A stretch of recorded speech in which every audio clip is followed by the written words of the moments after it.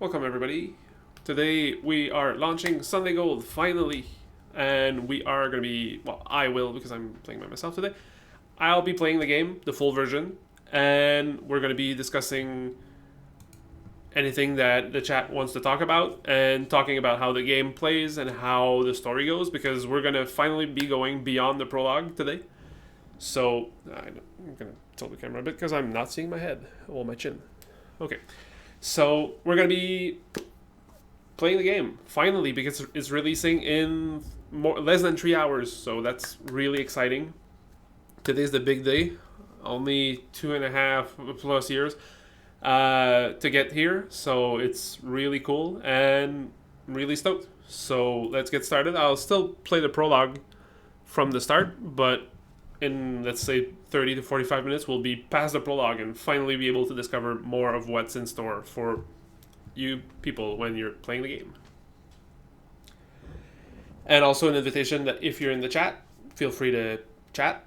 It's nice to have questions. You can comment, you can just say hi, and we'll have a discussion and we'll have a good time. So I'll get started now, and we'll see how the game goes.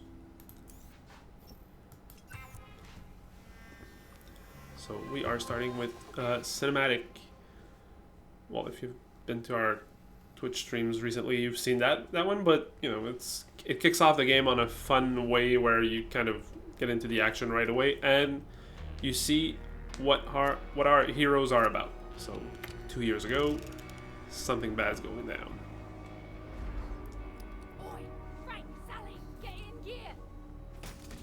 And our, well, heroes in quotes, are trying to steal a precious artifact that all the rich people in this universe are trying to keep from each other and try to hold on to the longest, so that it's bragging rights thing.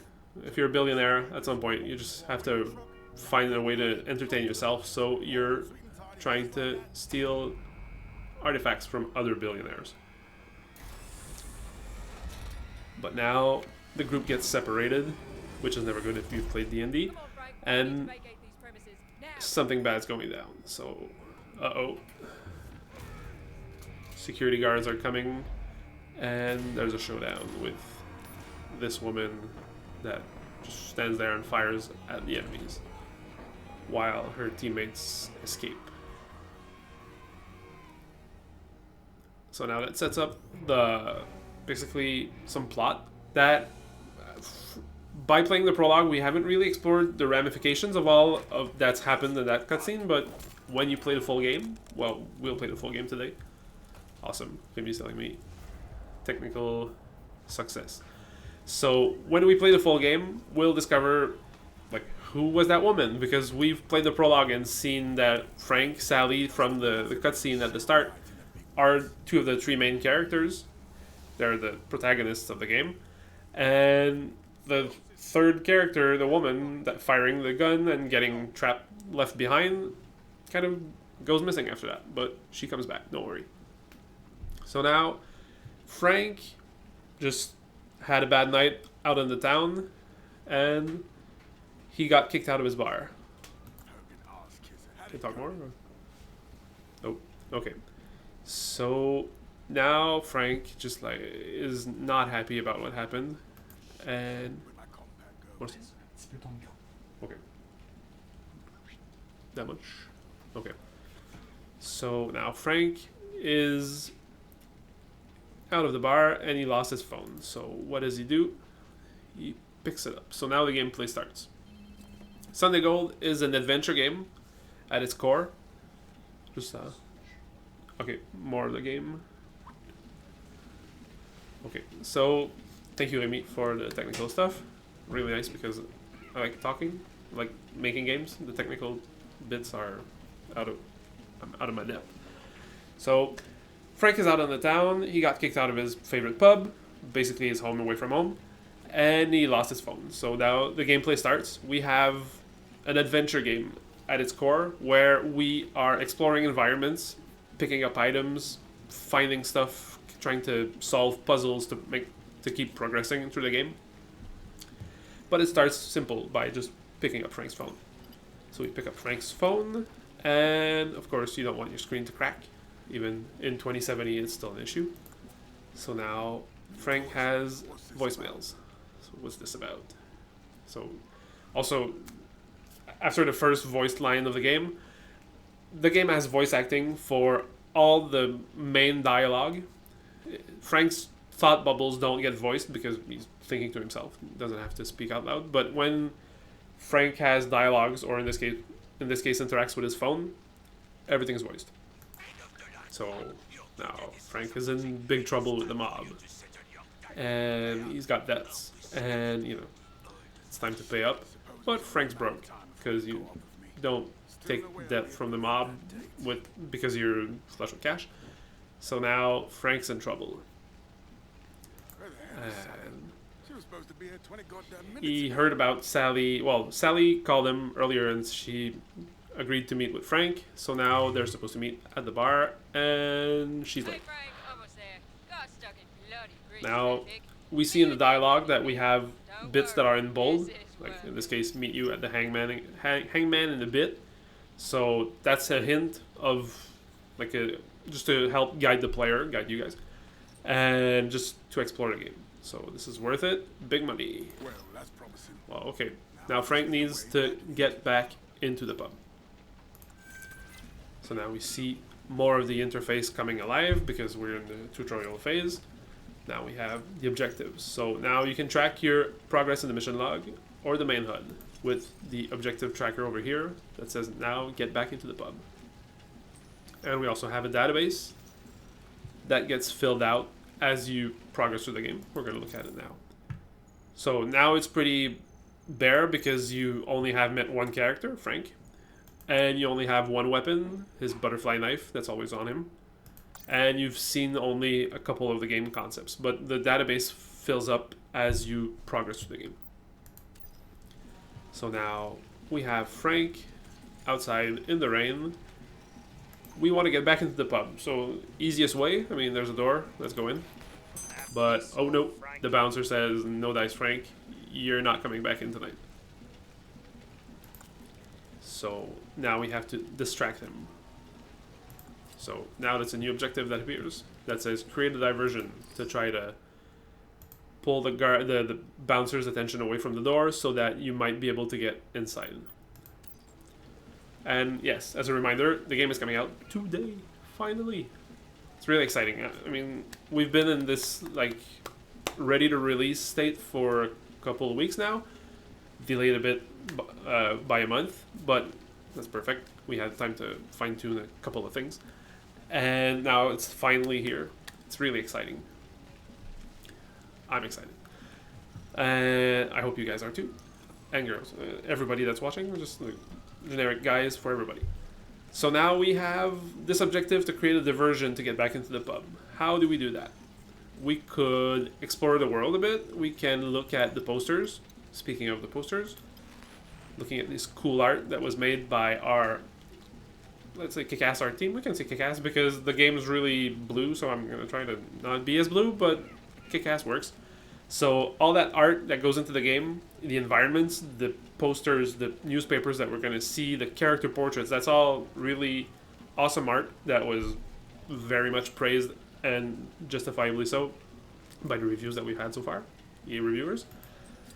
And we have a couple more posters that we can look at. They're not, in this case, they're not necessarily important, but they're not like part of the main path, but they just give you more kind of hints at what's happening in the world, because now we see the white fox that was the statue that Frank and Sally were trying to steal earlier in the cinematic, and you can see their silhouettes over here, and there's a reward because they're trying to, it's a big deal between the world's billionaires.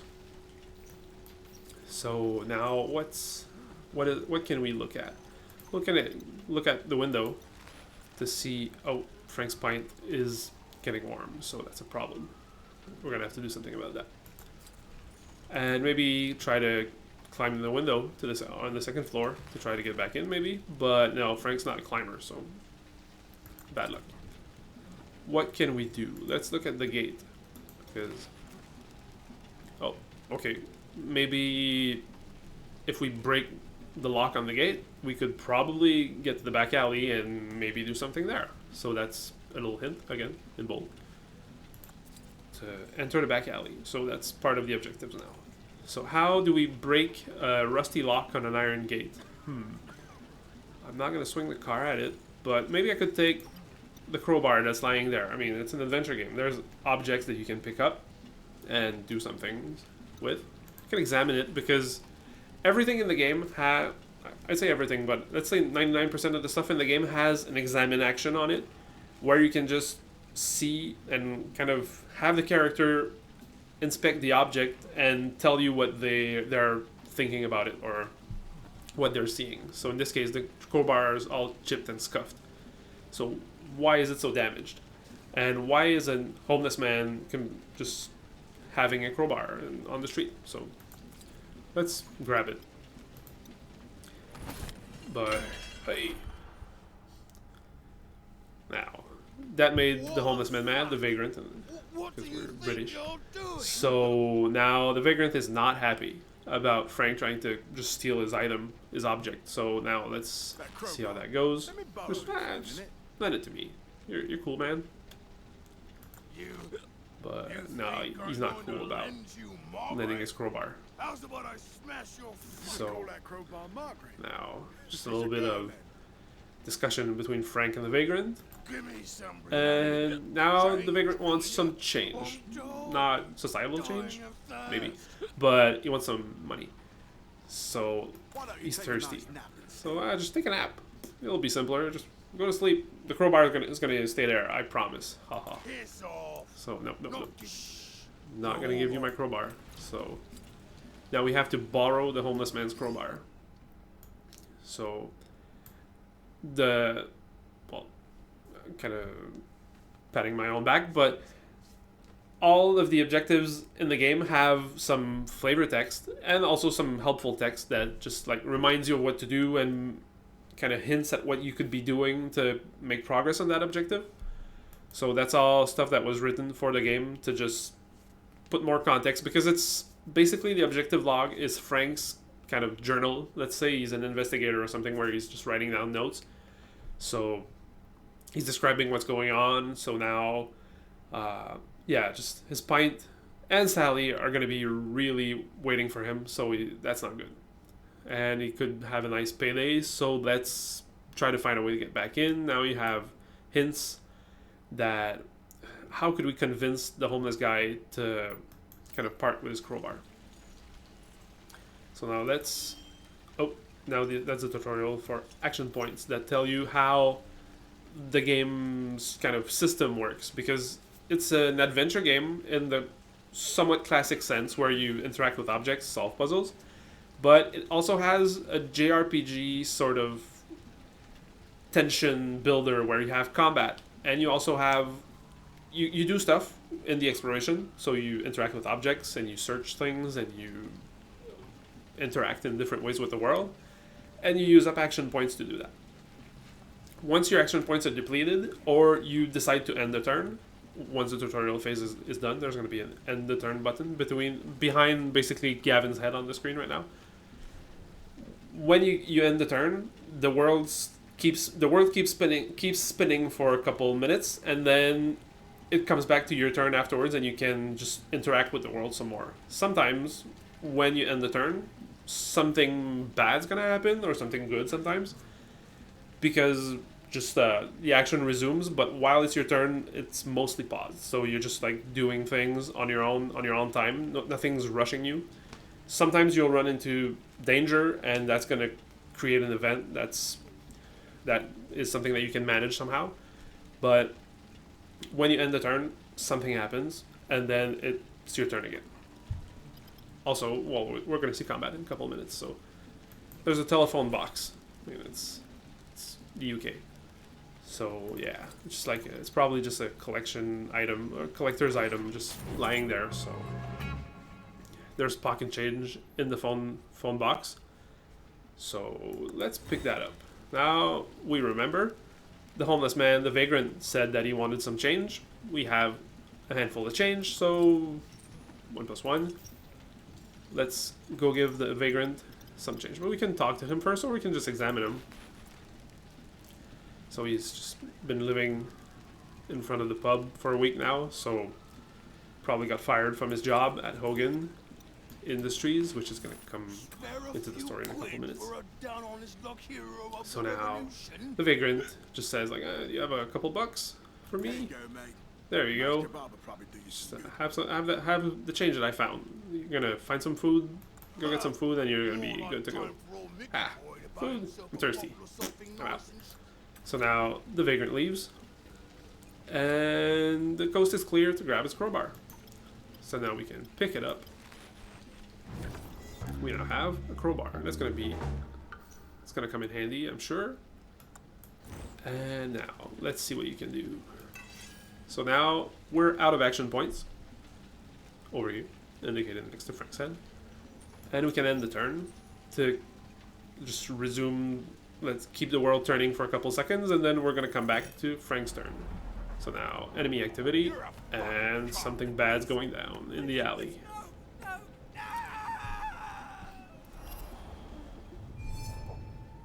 And Frank reacts, and then uh-oh, someone's having a bad night. So now we see that something bad's going down in the alley with some badass like onomatopoeia on screen where somebody's getting beat up in a classic Batman style punches. Bam, bam, bam. But with more blood than in the 60s Batman. Now that kind of introduces the comic book aesthetic that we're using in a lot of places where we have these onomatopoeia on screen. We had the comic book panels when we saw Frank picking up the crowbar from the vagrant earlier, and the vagrant kind of reacting to that, and when Frank reacted to what's going on in the alley. So now it's my turn again. My action points are back because ending the turn restores action points, and now I can smash open the gate, and we're going to see some more of these comic book panels. So subtlety is overrated. Bing. And now the gate's open. So let's go explore what's in there. There's a couple of other things that we could explore, but I'll leave that to everyone when they try the game. So enter the alley. Oof, that beatdown is gonna keep going unless I intervene, so better do that. So now I can examine the thug. Like, yeah.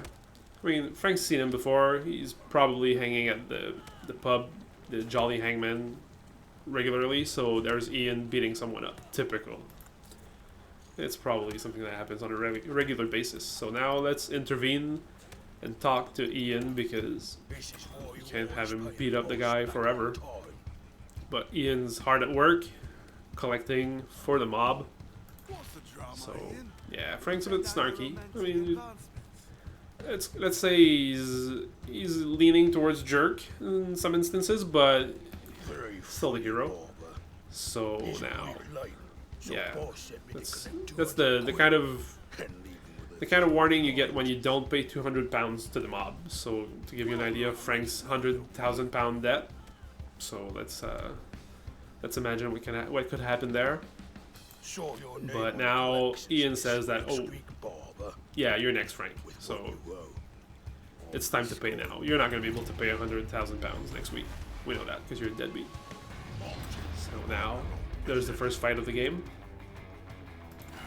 And yeah, just a little chit chat, or well, in this case, a little taunt, and then Frank going, oh no, that's not going to be good. And I invite everyone in the chat to say hi. Also, I can speak French if people want to say hi in French. And then we have the tutorial for combat, basically the whole how action points work in exploration and in combat, because they're the same resource that you're using to fight and to explore. So when you get into combat, sometimes if you're almost exhausted from exploring, you might get into combat and not have any action points, which could be a problem because sometimes you'll try to end it quickly in combat, and then just like, oh no, I have to rest a couple of turns to be able to have enough action points to do stuff. So it's about pacing how you explore, how you fight, so that you can hopefully maximize your combat and exploration. Now, it's description of everything. We have different damage types. Oh, hi Spearman. So thanks, this looks gorgeous. Yeah, let's say the reviews have been pretty unanimous about, almost unanimous about how the game looks. I think that the reviews that didn't mention like, oh, this game looks awesome, I think they just like assumed that it was just everybody knew about that from the screenshots, I think. And I also agree with that because I think it looks great. It's really stylish and it kind of uses, I think we like from a sort of development standpoint, I think we were very effective with how we use the art to convey the world and to kind of build environments to have adventures in. So thanks for being here, Spearman. And yeah, there's some, we drew a couple of some inspiration from Persona 5 indeed. And yeah, so now we have the different damage types. We have piercing, slashing, blunt, and tech. That's in the full game, the tech is here. But yeah, we have all of these different damage types where if you use piercing on an enemy that's weak to piercing, you're going to do more damage. If you use piercing on an enemy that's strong against piercing, you're going to do less damage. And enemies have defense buffs. So this shield over here, I think that's the next slide. Enemy defenses. So you have defense buffs that are reduced when you attack the enemy. If you attack an enemy with a damage type that they're weak against, they're going to lose 2 defense buffs instead of 1 for each hit. So the quicker you can burn down their defense buffs, they're going to be staggered for a couple of turns, depending on the type of enemy. And they're going to be defenseless during that time, so you're going to do more damage to them when you attack them. So now you have charged attacks, which enemies and heroes can do. When you select a target for a charged attack, you're going to be preparing for a couple of turns, depending on the charged attack. And when you deal damage, it's going to be more damage or have special effects. And you can guard against charged attacks. So now we start the combat proper. So we have, basically it's a tutorial phase, so it's pretty simple. We have Frank's butterfly knife and a big meaty thug to slice with the butterfly knife. So luckily the thug is weak against slashing damage, so we're gonna break 2 defense buffs per hit, assuming we hit with both. He should be at 1 after the attack. Slash. So now he's at 1 defense buff, and now he's charging an attack. So Frank says, I better guard, but I think I could be smart and guard, as Frank says, because I'm gonna completely negate the damage from the attack. And I think that's a smart move because I'm going to regenerate action points to be able to finish him off afterwards. So let's guard. And when you guard against a charged attack, the enemy loses a defense buff if basically you parry their attack and they're like destabilized for a moment. So now I can attack him. Now my attack is more likely to hit because he's staggered right now. And that's the indicator that my attack is going to be very effective because it's the correct damage type against his resistances. And also, Spearman, the game is available today. It's coming out at 1 p.m. Eastern Time. It's going to be available on Steam for PC. And it's almost here, and I'm really stoked about finally releasing the game. So, thanks for being here. And an invitation to anyone in chat to just say hi. And now, I'll probably finish him off. My attack is slightly less accurate now that he's not staggered anymore, so he's kind of watching out for me attacking him. So let's try to finish him off. Oh yeah, success. Good job, Frank. And as the game progresses, damage in the game, there's some randomness. So basically, let's say let's just get out of this fight and I'll look at the inventory with you. So Frank is like, game 2 also nice. But nah, he's still good. So we have different expressions for the characters. We get experience points, and in this case we got a little key item of 200 pounds and nicely rolled bills. So now we're back in the alley. We see basically the key item found, and okay, Frank's. Okay, Frank has a big bar tab and a big mob loan, but he's going to be able to do something with the money. So if we look at Frank's inventory, so we have like an inventory for his consumables that we're going to find some in a couple of minutes, his weapons, some gear that we're going to find later, and the items that he's found that are useful for his mission. So now we have Frank's weapon. So the weapon does between 8 and 14 damage, and it's affected by Frank's internal stats, basically. So if you put some skill points into, there's a skill tree with skill points later on in a couple, let's say 10 minutes, we're going to see it. If you put some skill points in his like light melee weapon stat or skill, he's gonna inflict more damage with his weapon. So the 8-14 damage could be increased, let's say, to 10-16.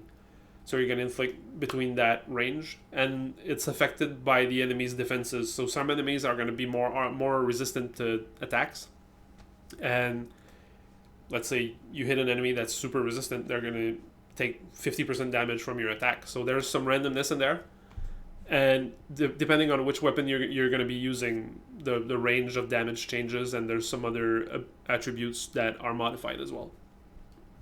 So I hope that answers the question. And we have different attributes. So Frank has 6% avoidance, currently 0% damage reduction because he's just wearing regular clothes, some initiative, maximum action points, and how many action points he restores when he takes the guard action in combat. That's the action point surge. And critical hit damage, crit chance, accuracy, and a slot for another weapon that's going to be revealed in about 20 minutes. So now we're back into the alley. What do we do to create a diversion? So I'll search Ian's corpse now that he's not going to be an issue. Oh, I found some painkillers. So I can go back to the inventory and just show that. Now we have consumables in this tab. So I can use them, but I'm almost at full health, so no need for that. I could examine Ian's corpse. So, yeah, it's just poetic justice. I mean, he's just a mean dude that got what he had coming for him. So there's a victim, there's a newspaper, some rubbish bags. Let's look at the newspaper, because I think that's another aspect of the game that's really cool. It showcases some art. We have this awesome art over here, this, well, cool looking but kind of not good situation over here, other hints over here of cool art, and we have some world building lore that explains like what happened in the universe, because we're in 2070 in London. So now there's something about the 2067 floods, and some protests that turned bad. So that's awesome stuff for everyone to explore when they play the game. Available to the theme in 2 hours and 20 minutes. Now we have the victim over here that we can examine. So yeah, 200 pounds, and Frank owes like 50 times that much. Yeah, so that's not going to be good for Frank. So now we can search him. The action point system, currently I have 1 action point, but there's a 3 action point action that I can perform. It's okay, I can go into depth, like Frank, and end up being like at -2. At this point, when you get to 0 or under 0, you can't do any more actions that cost action points, but when you're at 1 or more, you can perform any action that costs any amount of action points. You're just going to be in deficit by the next turn. 2 hours and 20 minutes. Because it launches at 1 p.m. Eastern Time, from what I've been told.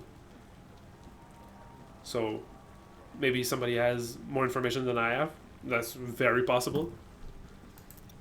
And now I'm searching the victim. So firecrackers. Okay, now I found some firecrackers. Again, the cool, like, kind of weird warped art over here. That's stylish and part of the game's entire vibe, basically. And the victim had a shopping list with $200 pounds that were marked for a bike. That's all that's missing for his shopping list. So, I suppose he was planning a birthday party. So, yeah. Money must have been earmarked. So that was a birthday party stuff. Could be useful to draw someone's attention. And also welcome Penos 2P.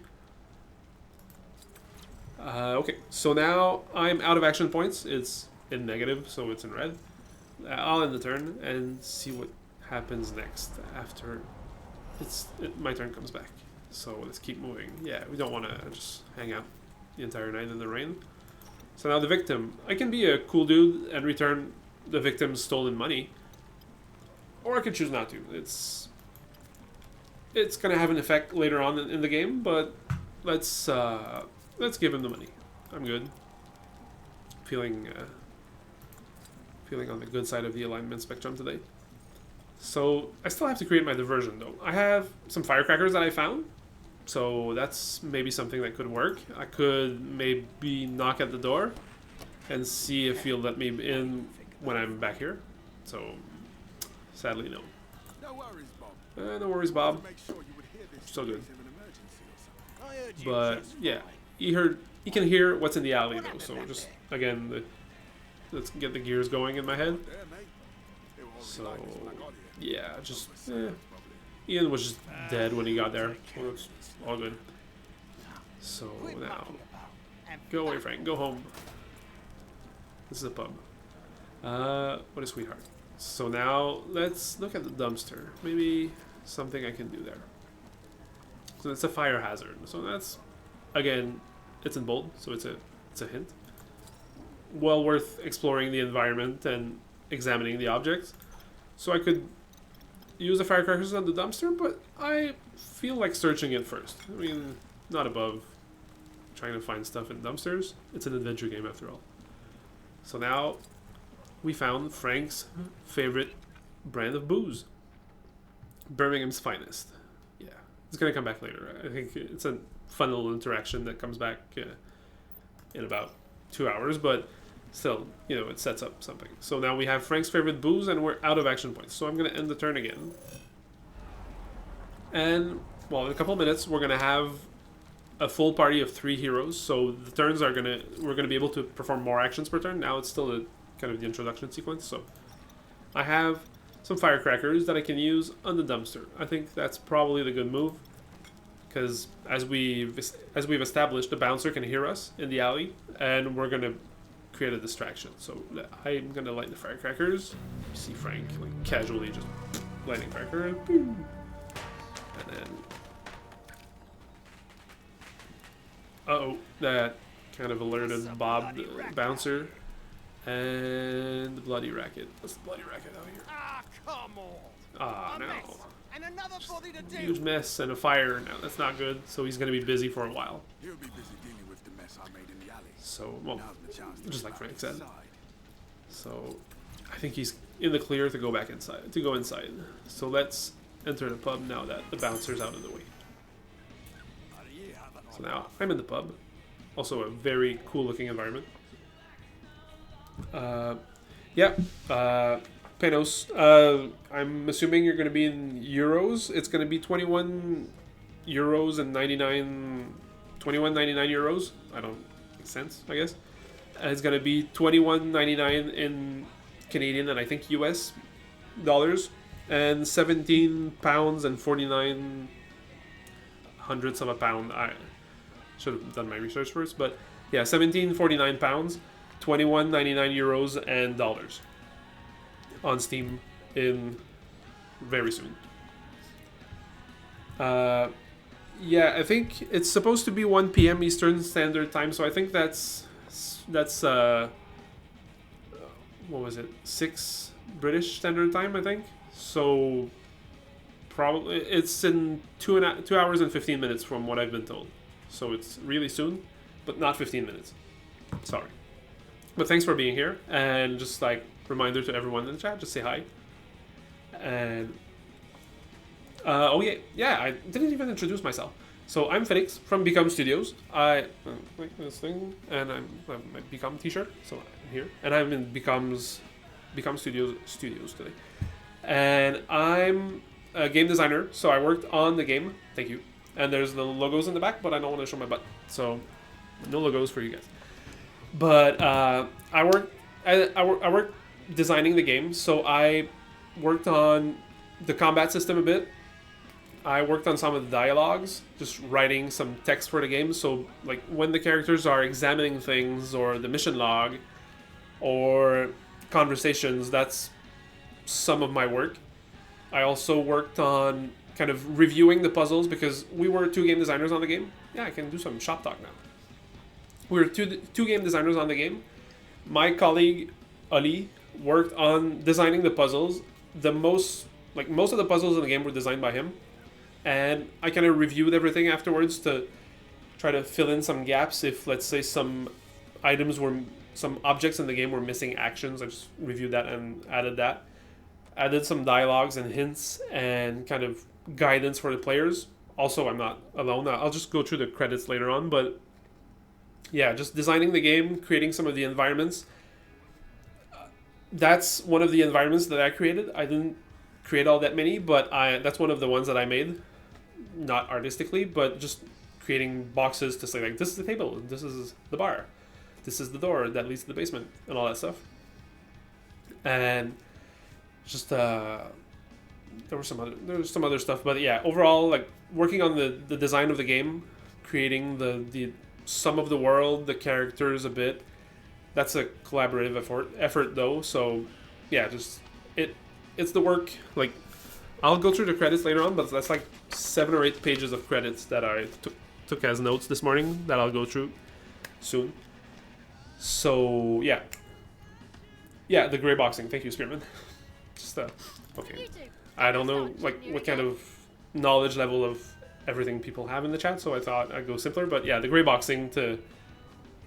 So the game is pre-rendered backgrounds, so that's all painted by the people at Volta, which collaborated with us to make these awesome environments. So we built the gray boxing, like, this is like bar stools over here, and tables and chairs and the jukebox and frames and all that stuff. And then they kind of painted over all that to make it look awesome. And the characters are 3D though. So because they're animated a bit, we see Sally like kind of having her breathing cycle. And yeah, now she calls like, "Hey Frank, come here." But Frank is on his own time, so he can do whatever he wants. And yeah, we see like the characters, like, they're animated, they're 3D.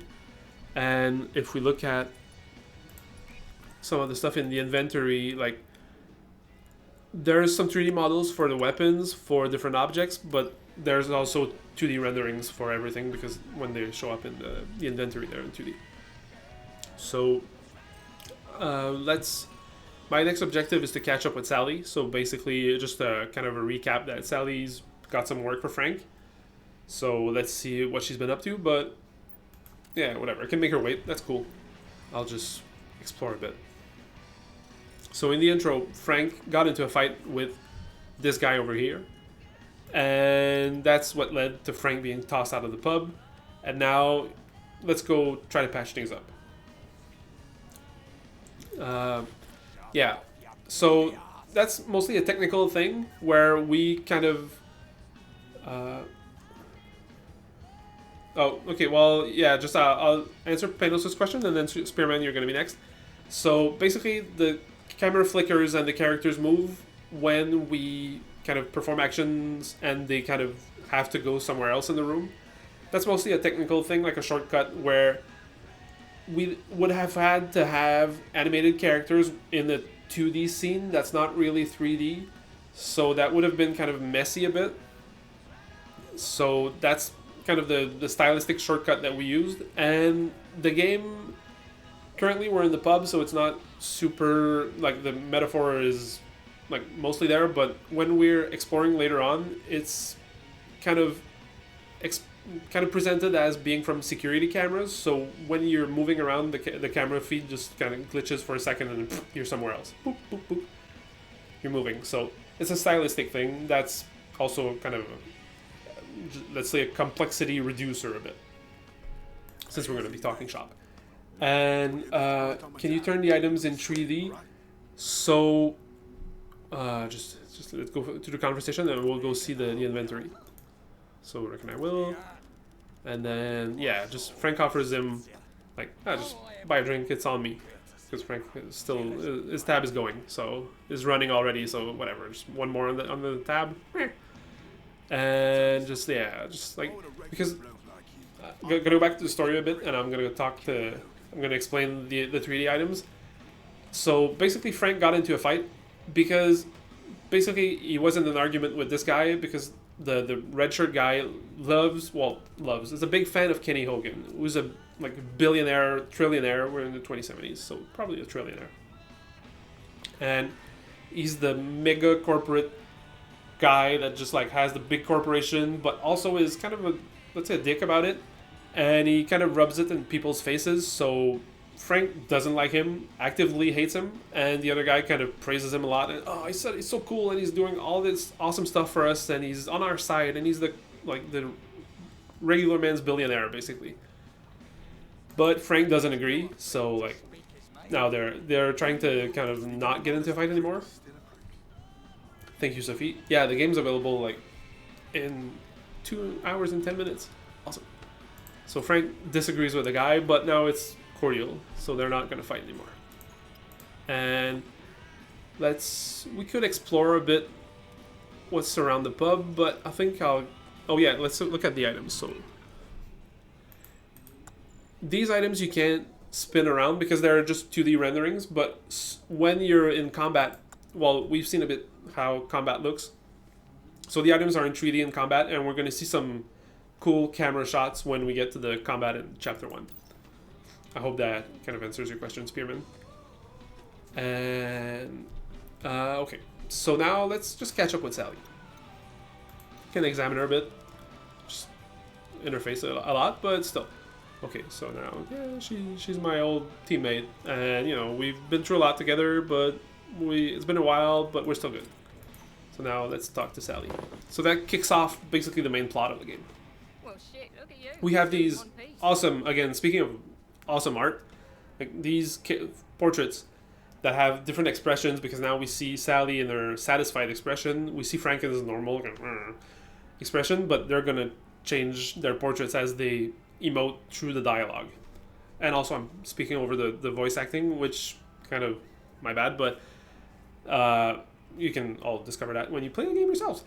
And yeah, every conversation is voice acted by some awesome talented people. It's the English version is voice acted along with English text, and if you're playing all the other localizations, it's going to be English text with your proper localization that you've selected in the menu. If you're playing French Canadian, because we are French Canadian people from Quebec City, Bkom Studios, yeah. So we have a French Canadian voice acting package, basically VO package for the whole game, where the characters are speaking in French Canadian, which was a delight to write because our slang is terrible to write, but it's really satisfying and fun to hear them speak as basically French Canadian.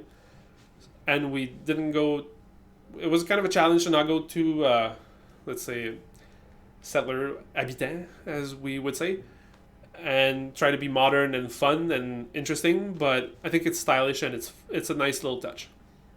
So now they're catching up, Sally kind of rubbing it in Frank's face, I was wondering if you're still alive because you're always in trouble and you're not all that great all the time, Frank. But Frank, I'm still alive. Don't worry, good about it. So that's his satisfied face. No kidding. And then Sally has a more normal kind of face. Yeah, it's gonna be a bit. Well, I don't remember how les têtes à claque were about swearing and cussing, but they swear and cuss a lot in our game though.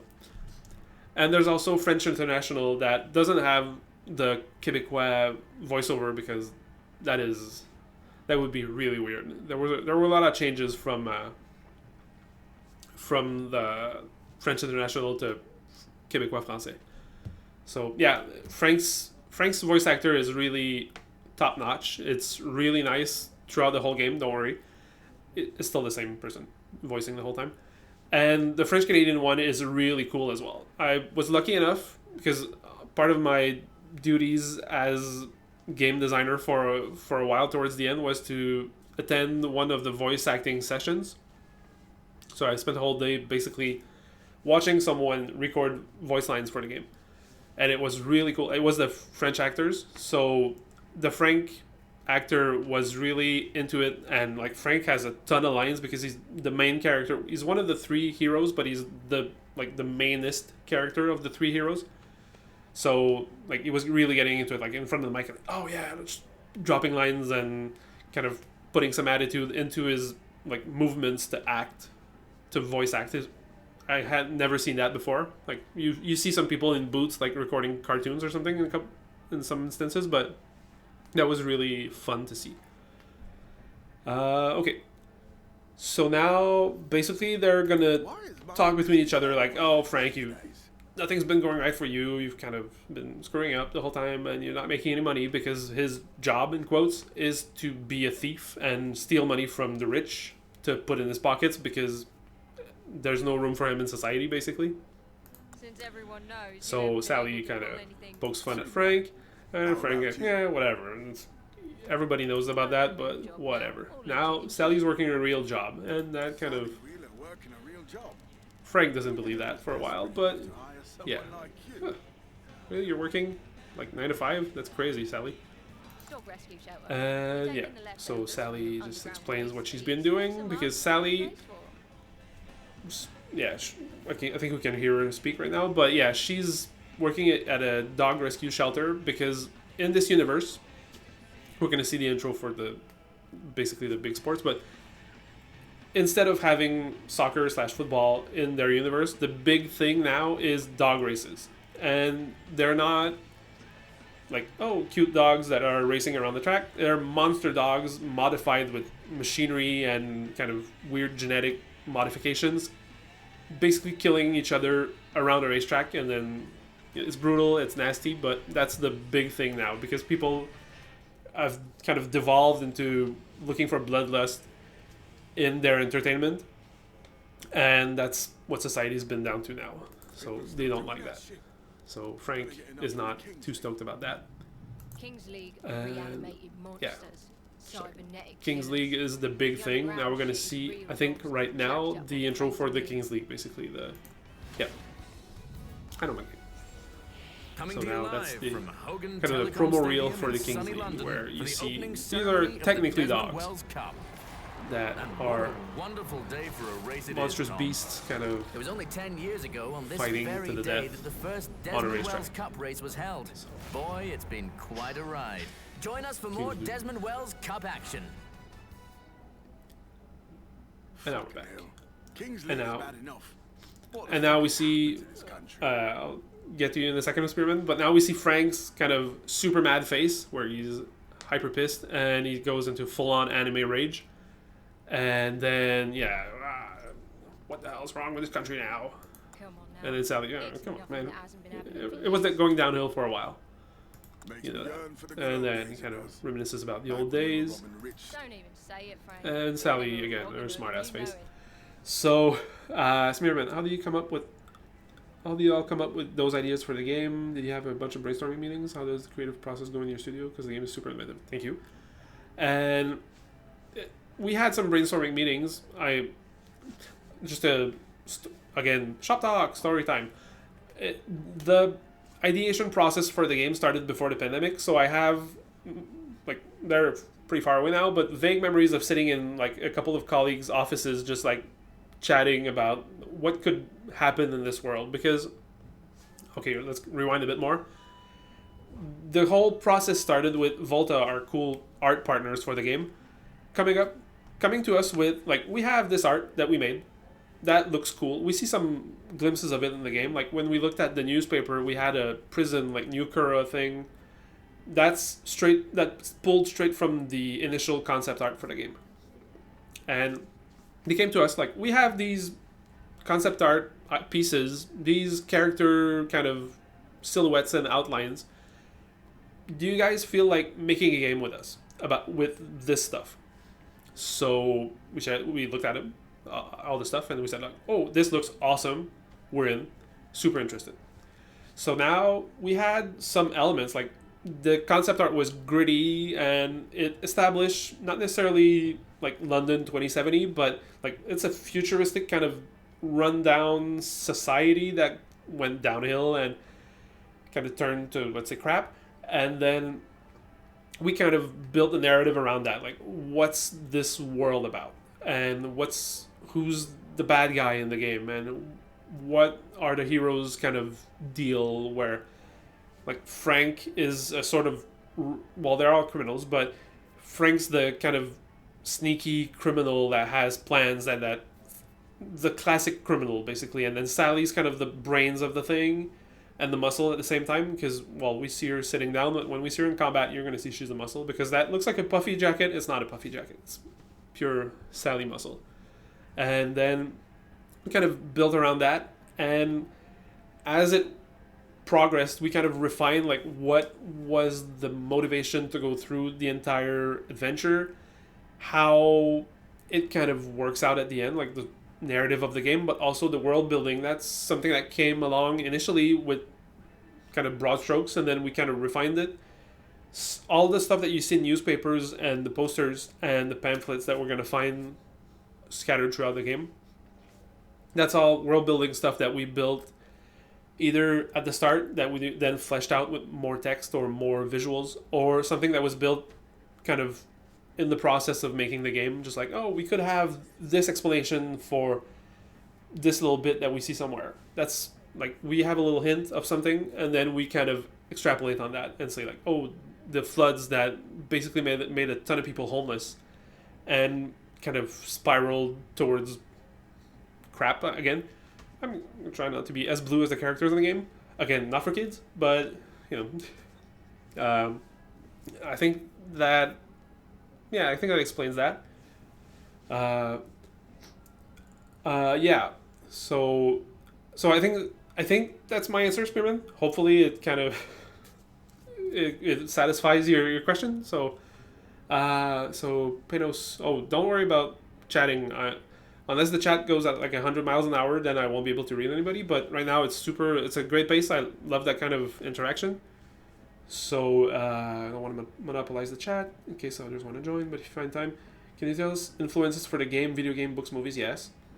I have never seen another point-and-click turn-based combat game. How do you come up with this idea? Okay, thanks.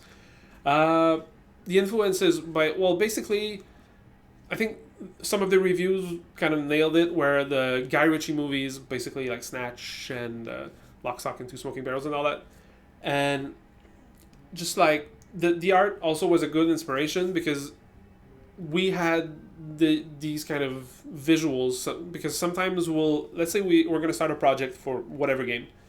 We're going to kind of try to assemble some visual references or movie clips or text that just like sets up the mood. So basically create a mood board for, okay, this should feel that way, this should look that way, this should kind of give that feeling.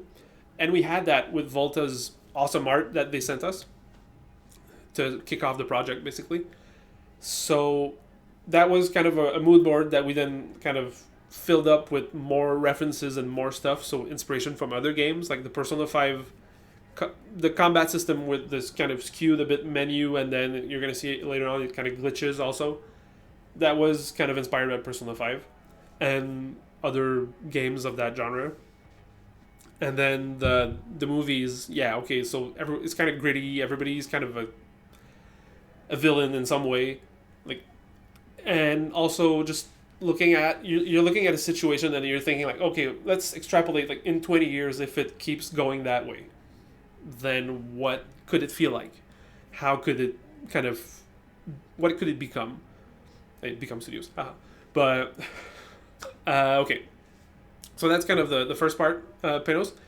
Then coming up with the idea. Basically, we wanted to make an adventure game that felt modern a bit. So we didn't want to have, like, first of all, the modern part is that basically if you're into a chapter, you're not going to be stuck in 2 hours because you missed an item in the previous chapter. The chapters basically are self-contained, so you don't have this like, oh, I didn't pick up the item like 2 minutes after the start of the game, I can't complete the game.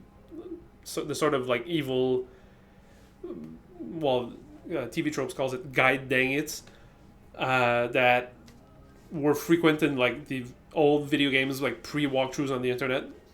So we're kind of nice that way. But hopefully, well, I think the puzzles are interesting enough, like in kind of in where they are, to not require like, oh, this screwed you over because you didn't grab it 5 hours ago. Oh, you're screwed now. And I think because they're criminals infiltrating places where they shouldn't be, which we're gonna see in a couple minutes, unless I keep talking. I'm fine with talking, and because they're in places they shouldn't be, that there should be tension, where they should be threatened in some way, and in this case, enemies, guards, or other kinds of enemies that we're going to discover. That kind of put them at risk because they're going to try to make progress, but they're going to run into stuff that doesn't want them there. So that's where the combat part came in. And the JRPG, well, that's a genre that I love. So I think, again, maybe not necessarily a hot take, like Final Fantasy VI, I think is the best Final Fantasy, but is kind of my reference game in this genre. Not necessarily because the combat was the deepest or anything, but I think the storytelling and the whole package works great, and it's something that I played when I was young. So it takes its place in your head, and yeah, just kind of merging the two genres felt like it worked, and it took some elbow grease to make work because initially we had like different resources for combat and exploration, so it kind of didn't really connect. It was just like, oh, these two systems exist apart from each other, and then that's weird. But once we killed the resource that was specifically for combat and plugged in the AP system, then they're kind of, the gears are kind of meshing together now, and it starts feeling better and making more sense. So I think that's my answer for that. And yeah, it's nice. I love talking design stuff and shop stuff. So, yeah, some Sin City stuff. Yeah, there's some elements that when we see the action shots in combat, if I ever stop talking and keep progressing through the game, but when we see the action shots in combat, we see this kind of comic book aesthetic coming back a lot, and also. Yeah, we like movies and all that stuff, but also comic books. Just the aesthetic of like comic book panels that can kind of serve as shortcuts to showcase some actions. Because hey, animating hands is kind of a thing. Instead, we could draw a hand that kind of picks up, let's say, this pink marker. Like there's a marker on the table. I show a hand in a close-up panel, picking it up and going away. That's a lot simpler than having the 3D character kind of trying to pick it up. And it afforded us the ability to kind of reinforce some of these moments, because it's not a horror game, but there's some weird stuff that happens in the game, mostly from the character's perspective. So being able to kind of show that as a, oof, that's not a jump scare, but like a, oosh, this is weird and this is not the way it's supposed to be. So comic book panels were a great tool to kind of showcase that and put that like in your face, this is a thing. Oh. So yeah, and also I'm loving this chat, people, so jump in if you're there, and you well, if you just want to listen and watch, that's perfect. But if you want to chat, if you have questions, if you're wondering, like, I don't know, if I want to read all the credits, I will. But yeah, just okay, I'll keep going for a while, and then feel free to jump in the chat. So Frank fancies himself as a sort of Robin Hood kind of figure, where he kind of robs the rich and gives to the poor, which turns out to be himself.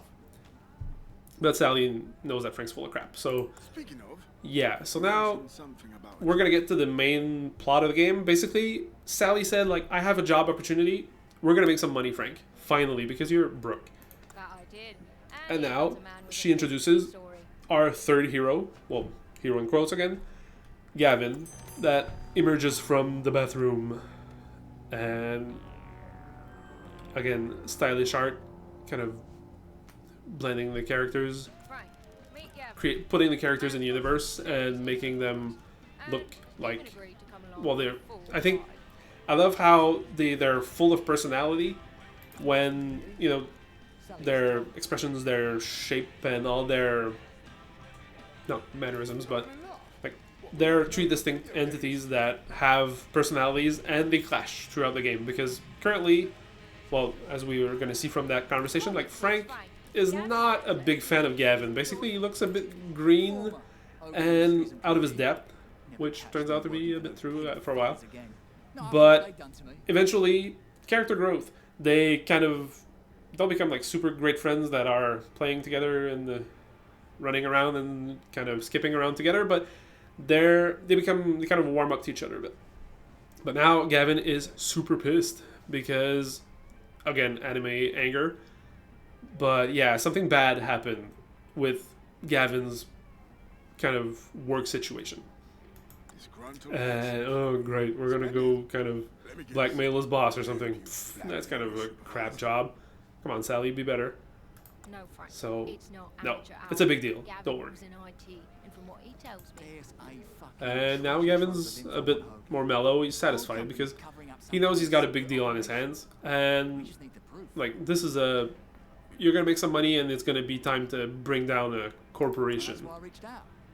And, yeah. So, sure.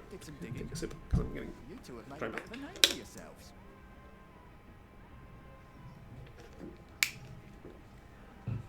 So now, yeah. Speaking of the delay, the 1 month delay, we were supposed to launch on September 13th.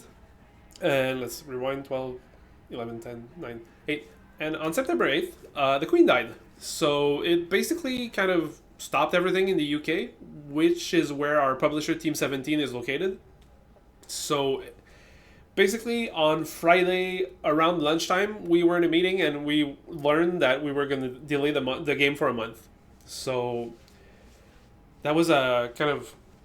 We were already ramping up the stress and anticipation of the game coming out, and we were told, like, hey, one more month of that. I don't know. It didn't cause me to lose my hair. That was voluntary, but it still was like, oh no, a full month to wait again. So that's kind of the weird situation where there are reviews on the web that date from like the 13th of September or around that time, and we had a full month to wait until it came out.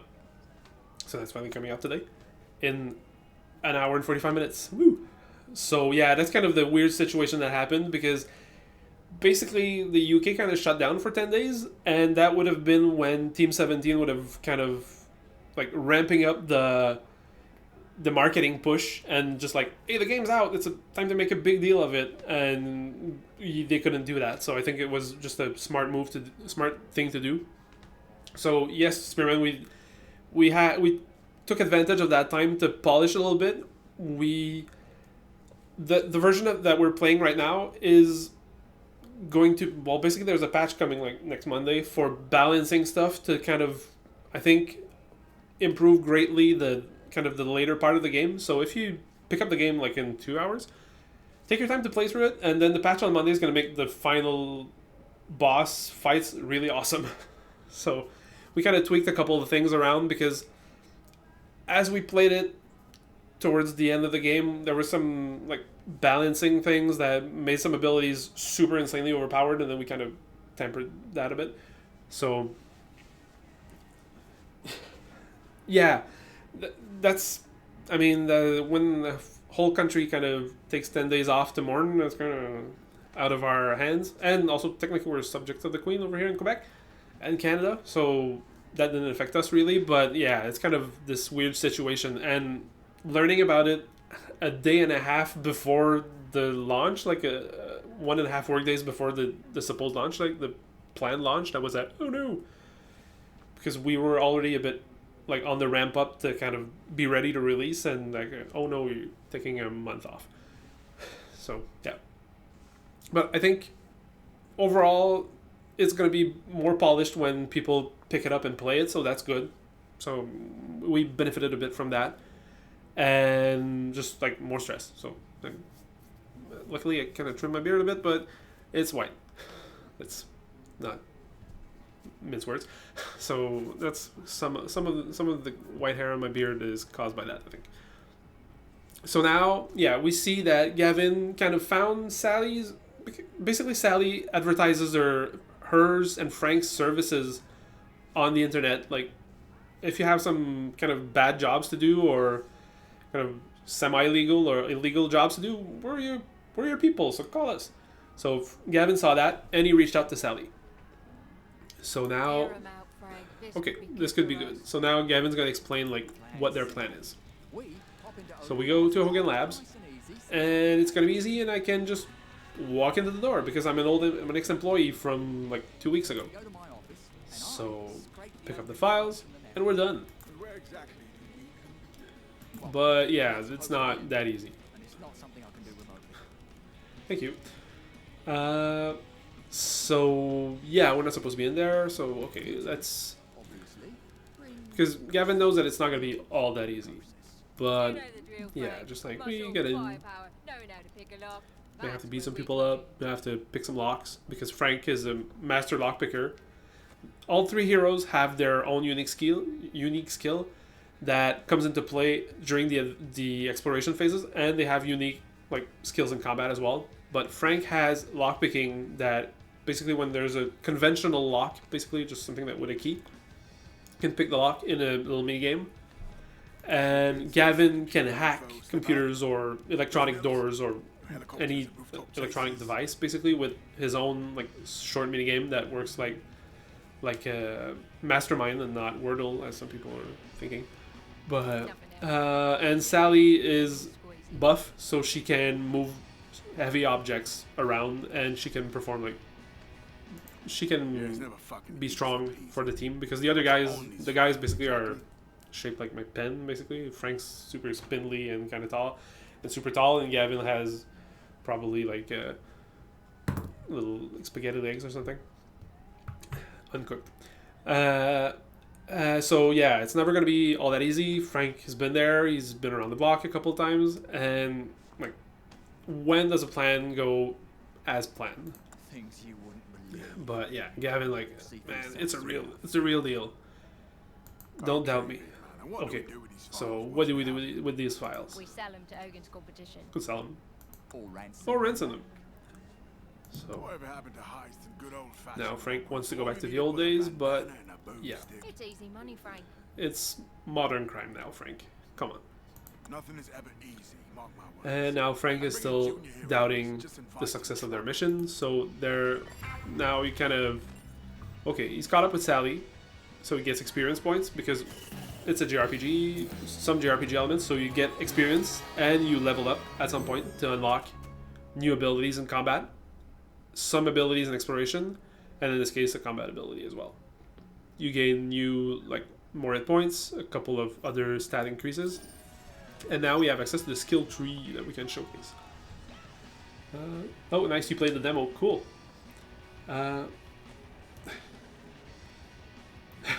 No, we're not going to delay. We're not going to delay. I think the gears are turning. I don't think something's going to stop it now. So now we can have a look at Frank's skill tree. It's kind of shorter right now because we're not like at max level, but we have Frank's like 4 categories of skills. So he has long guns skills. So Frank fights with like knives, but he fights with like rifles and shotguns also. So we can improve that. We have aimed shot that showed up that we gained when we leveled up. So now aimed shot has some like stats. So it does more damage. So it does like 75% damage compared to his regular attacks with his rifles, and it has a chance to apply special effects like bleeding or blinded, and it has details about it.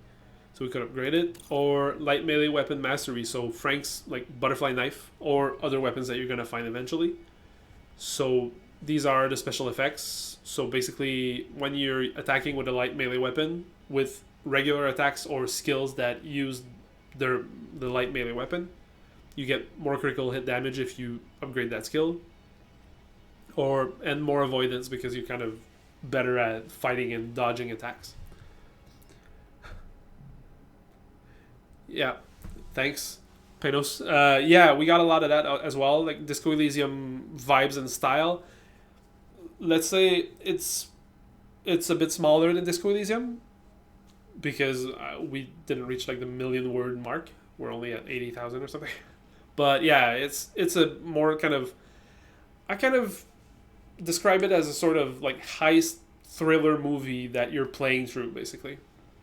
a lot longer than a 2-hour movie, but yeah, it's kind of that feeling where you're gonna play through the adventure and you're gonna see some crazy stuff happen, and you have some agency over some of the paths that you're gonna take, because that's not something that was showcased in the demo, but in a couple of instances in the game, you're gonna get to a point where basically let's say 2 of the 3 heroes present their plan. Basically, Sally's more like, we're gonna break stuff up and kick down some doors, and Frank might be a bit more sneaky in his plan. So they're gonna kind of say like, okay, I want to destroy the building, or I want to sneak in instead. So you have the choice. So you can take one of the 2 paths that are going to lead eventually to continuing the story, but you're going to be able to kind of replay the different path if you want to experience the whole thing.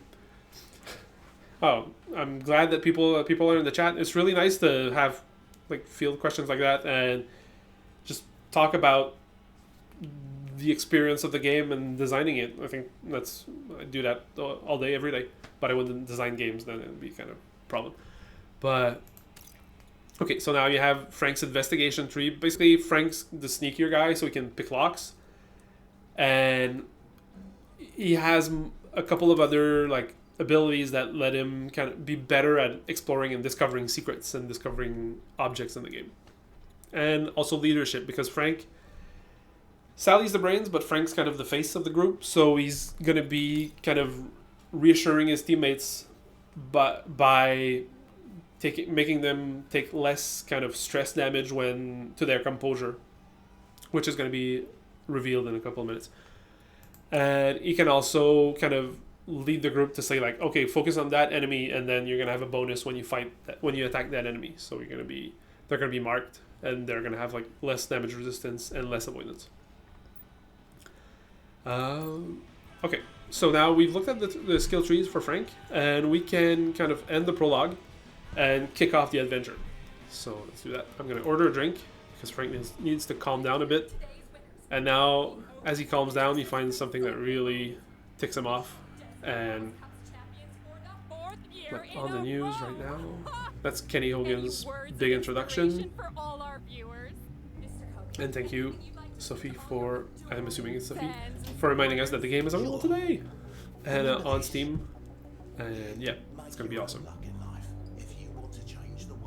And now, yeah, just Kenny being Kenny, rubbing it in people's faces that if they suck, they're always going to suck. But I'm rich, so... If you're broke, if you're beaten down, it's your own bloody fault. So get comfortable. And because now, winners yeah, will always be winners. the moment that pushes Frank over the edge. Standing there, just Right. Let's make a bloody fool of this twat. yeah, it's time to stop messing around. Let's do this. And Sally is satisfied. So now we have the introduction proper. Frank's looks like a BMW, but it's an generic brand car. Just driving around the city. Sally Wheeler and Gavin Dorsey going to their job at Hogan Industries headquarters. So, as we see there, as I discussed earlier, like this is a partnership with Volta that provided us with the initial concept art and the visuals for the different rooms that we're going to explore, and lots of visuals.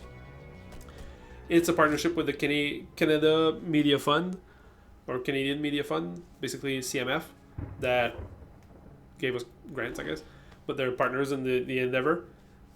Published by Team 17, so they've been awesome partners. 2 thumbs up in this case. Awesome partners that kind of helped us bring the game to life and put it on the market. So that's awesome, and they're great people to work with. And it's produced by Bkom Studios, which is us. Well, represented by me today in Quebec City. So yeah, it's the work of, well, I don't really want to read through the entire credits, but it's the work of a whole bunch of super talented people, and I really invite you, when you play it, to maybe hit the credits button on the main menu to just like have a look at all the people that were involved, because I really, really don't want to say like, oh, this is my game and I did the whole thing, because clearly not. I can't draw, and I can sort of code, but not to that level. So yeah, it's just like it's the work of a lot of really talented, awesome people that give it their all for 2+ years to make it come to life. And shop talk again, just like from my standpoint, just as a game designer, basically I write Word documents and I create graphs to say like, oh, I want this to be that way, and then like I give that to a big team of people and tell them like, can you make that happen, please? And when you see it come to life, like I'm getting goosebumps right now, it's really, really satisfying. The pub that we saw earlier, that's kind of my layout. Basically, I said, oh, I'd like the camera to be that way, and the like chairs and tables and stuff. And a couple of weeks later, we got the drawings back. Like, this is the pub now. Oh wow, that's awesome.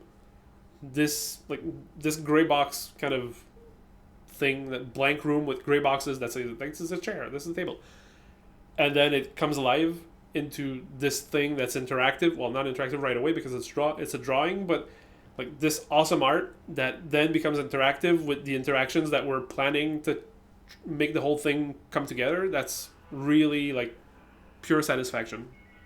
So that's really cool. And then let's go back to the game for a moment. We're in chapter 1, so we kicked off the game proper. Now we're at Hogan Industries headquarters. My name, I'm Felix, game designer at Bkom Studios. Felix Lamarche. I can't say my whole name. My shirt is probably available somewhere. So that would be Sophie in the chat that would probably be able to help us. We might have some stuff where Bkom Studios is going to be at the Mega Migs next week in Montreal, I think. I'm not the communications person. Yeah, we're at the Mega Migs next week. We have some merch. We're going to have some drawings at the event. I'm not sure where. If you're in Greece, you're probably not going to be at Mega Migs, but if the shirt becomes available, I think that'd be nice. Also, speaking, I'm not going to show my butt, but we have this cool like logo in the back. Flex. That's really nice. And if the shirt becomes available, I think we might have a sale right now. So, yeah. And there's like Bkom and Team 17 and Volta at the bottom, but we're gonna get banned on Twitch if we do that, I think.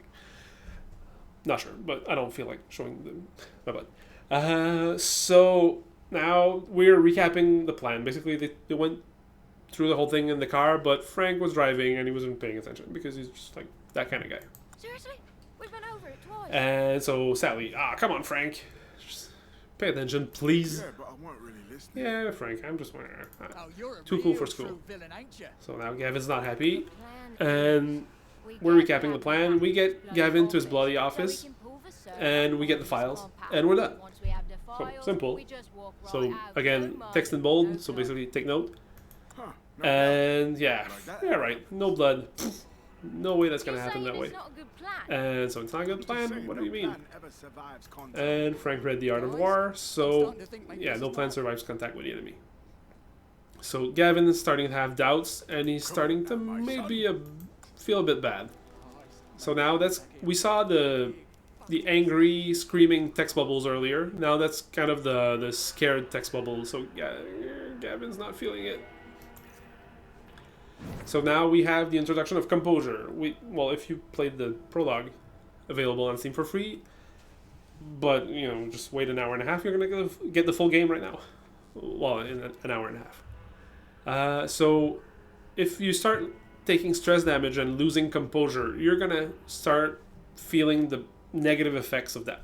So when you're doing an action that scares the character, or where they don't feel good, or you get into a place that's not it's kind of scary or disturbing, so you're gonna be affected by that. But you can use consumables or Frank's leadership abilities to restore some of your composure.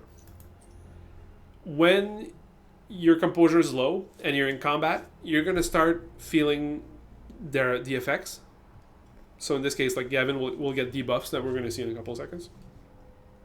And all the characters have this kind of timer thing where when they're stressed, so their composure is getting lower, if you reach, I think, 80% or 85, you're going to see the timer appear. That's going to put, like, their stress is going to put pressure on you now. So you're going to have a limited time to select your abilities before the character kind of freaks out and does its own thing. So Gavin, in this case, will kind of cower and just, I don't want to fight. Shouldn't be here. Sally will just, like, punch somebody at random.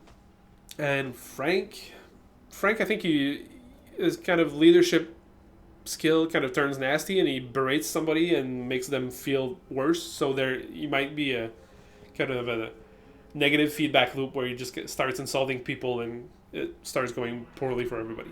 So you have to manage that if you want to avoid that. So you lose your composure. And now we are in the parking lot, or the car park, of Hogan Industries headquarters. That's the first room of the first chapter. So now we have to download the data in the IT office. So now Frank wrote a whole bunch of basically what he feels about what's going on right now. So there's some data that we could get some money for. But yeah, like describing how he feels about Hogan Industries, basically. It was a lot of fun to write, by the way. Now, what can we do in this car park? We have a bunch of different cars that we can interact with. A gate, the lift, and the Trail of Blood. Let's go see the Trail of Blood. Hey, So, yeah, Gavin says, hey, come over here. Like, oof. Okay, that's Sally's kind of disgusted, like, this isn't right face. It goes from the elevator to the other Yeah, side. okay, so it goes from the lift to the other side of the gate. something really, really bad must have happened. That's not good. It's not usually like this. Luckily, Well, that's it's not always like that. Like Frank, kind of, okay, he doesn't like the corporate world, but at least there's not always blood trails on the ground. So now, what will we do? Let's say have Frank. Let's see Frank's lockpick minigame. So now that's the first introduction. So Picking, Frank.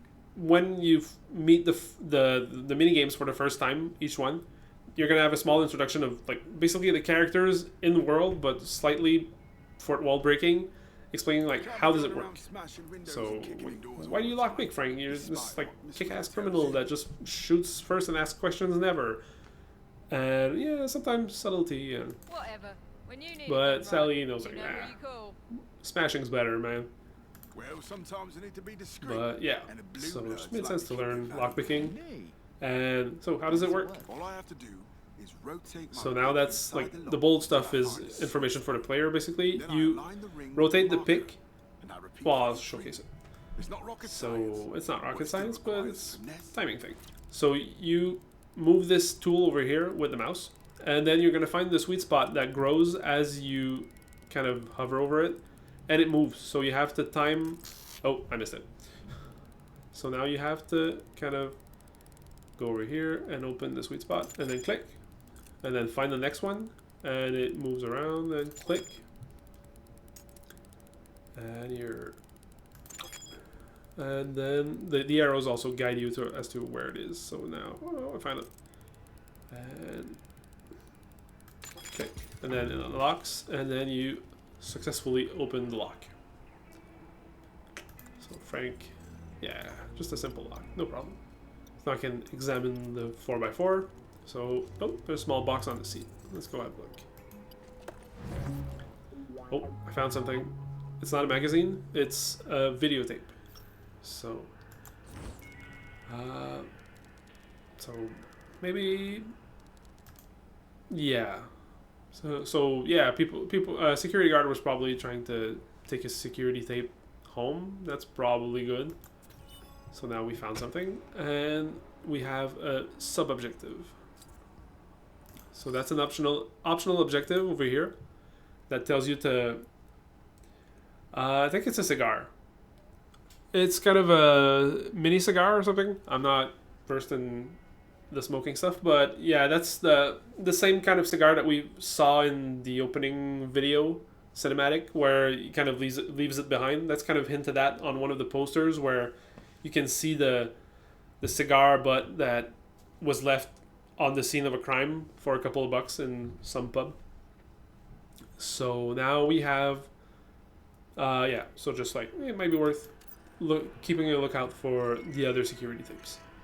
So let's see what we can do. So now, as I was saying earlier, I think Frank's action points are depleting, but the other characters still have theirs. So you can explore like 21 action points is worth of actions in a turn before you have to end the turn to kind of keep the world turning for a second. So let's go to the offices because that's our plan. Let's go get the data in the IT office, but maybe not now because there's security cameras, so that's not good. We have to do something about that first. Should be an easy way to disable So, let's see. We can disable security cameras, no problem. We could shoot him. And then shoot him. Maybe look for a way to just... So, what do we do about security cameras? You know, firing guns. Sure, whatever. We need to find a security... Okay, let's find a security terminal. It controls the... Well, let's find the security terminal And right then- quick and get Okay, once we find the security terminal, we're good to go. So, just a reminder, like, hi everybody in the chat. Feel free to say hi or ask questions. I'm really open to discussing pretty much anything about the game. Just a reminder that the game releases in less than 2 hours now, like an hour and 20 minutes. I'm just bouncing around in my chair about that because it's the culmination of more than 2 years of work, and it's a big deal, I think. So the game is Sunday Gold. It's like in 20 places on the screen, but yeah, the game is releasing today. It's super exciting. It's going to be on Steam for PC for $21.99 or euros and £17.49. So nice. Oh, thank you for being here, Pinos. It's really cool to have people to chat with and people that are excited about the game because, like, we set off, like, we get, hey, we're gonna make a game now, and we work on the game for a long time. Just like, basically, you're just like, oh, I'm working on the game. You're seeing all the game the whole time, and then once it releases, it's kind of this like, will people like it? Hopefully. It's kind of nerve-wracking a bit because, like, hey, we made this thing that we think is great, is solid, and is fun to play, and is an exciting adventure. Hopefully, it resonates with enough people to justify having made it. So, and also if it resonates enough, maybe we'll make some more. So, that'd be nice. I mean, I'm totally cool with exploring more of these characters and this world's kind of storylines that we could kind of, I don't know, dig deeper or go in different directions. Or so I'm Kim. So thank you. Congratulations on the game. The demo was really good. Cool. Yeah, I think the demo is representative of what happens in the game. So if you've played the demo and you enjoyed it, I think you're gonna like seeing the rest of the story. It's kind of this adventure thriller. Let's call it a thriller heist movie that you can play through and then experience and fight battles in it and everything. So I think it's worth having a look at. Again, I made it, so I'm biased. So, okay, let's look at the objective log. So now Frank has described a bit how he feels about the mission. Not great so far. But now we have to deactivate the security cameras via a security terminal. Okay, that's basically a recap of what we saw. But I like this a little bit. Basically, Sally pointed out that there are security cameras looking at the lift, so she's been the brains of this operation for forever, basically, because Frank and Sally have been working together for ages. So she's always been pretty good at keeping me from appearing on the compilation of the dumb criminals too many times to count. I just really like that line. And yeah, just like, let's deal with the cameras and then we can make some progress. So the cameras, we don't have that many options to go into different rooms, so the gate is locked. So this leads to another part of the car park. So maybe you could have a look at it, but it's not powered on, so it's an electric gate, and it's not opening right now. So let's take Gavin and go explore the maintenance room. When you're exploring the environments, all the team always stays together. So if you tell Gavin to go into the room, then like Frank and Sally will follow. Some events in the game will split the team for narrative purposes. So sometimes you're gonna have, well, we talked about the different plans at some point earlier, where you're gonna have like Gavin's plan and Sally's plan, and that might lead to maybe Gavin going alone or Sally going alone. So these are scripted moments that basically say like, okay, Frank and Sally will be left behind and Gavin will go do its thing. So that's basically, the game is built around having these situations. But in normal exploration, you're gonna go as a unit. So now we find security guards doing some very important security guard work, just chatting in the break room. So now we have two security guards talking about Sunday Gold in the Kings League races. Hey, what are you doing here? Hey! Now they found some intruders. Basically, intruders found the security guards, so great security guarding guys. And now it might go poorly for someone there. Now, oh, security officer. I was just about to ask you ladies the same thing. So, Now, shut it. You lot are about to get... it's gonna go bad. So now we have another fight, now with a full party. And we're gonna be able to showcase Frank and Sally's, but let's start with Frank's abilities. Sally's the muscle. So she attacks with brass knuckles, so punches with a little oomph on them, and pistols. So like one-handed firearms, basically. There's a whole line of different pistols. So we're gonna see Sally punching someone. And then Gavin attacks with baseball bats. Well, basically two-handed melee weapons, so there's a variety of them. And pistols as well. So he shares his pistols things with Sally. That's basically the default, like, I'm a basic criminal guy or girl, and I use pistols because they're easy to use. So now we have a baseball bat to swing at this guy. Oof. And then enemies attack, but they missed. That's awesome. I'll guard with Frank to be able to use his aimed shot ability next turn. And nobody can hit now, so let's punch some more. So now his defenses are broken. He's like, his little shield icon is cracked, so he's kind of staggered and just a bit wobbly. So I can hit him for more damage because his defenses are broken, and my attacks are going to be more likely to hit or to land because he's not really defending himself. Pow. So now I will use Frank's aim shot ability. So now I have my target, and Frank prepares, and bam! So that's, again, reinforcing the kind of comic book style and aesthetic of the game with the action shots that showcase the, like, basically every special ability has its own action shot where you see the character attacking with their current weapon appropriate for the attack or performing an action. So in this case, we're going to use Sally's patch up ability to heal Gavin because he took a hit earlier. You can do this. Gavin's healed a bit. It's really weak at the start, but it gets better if you invest points in it.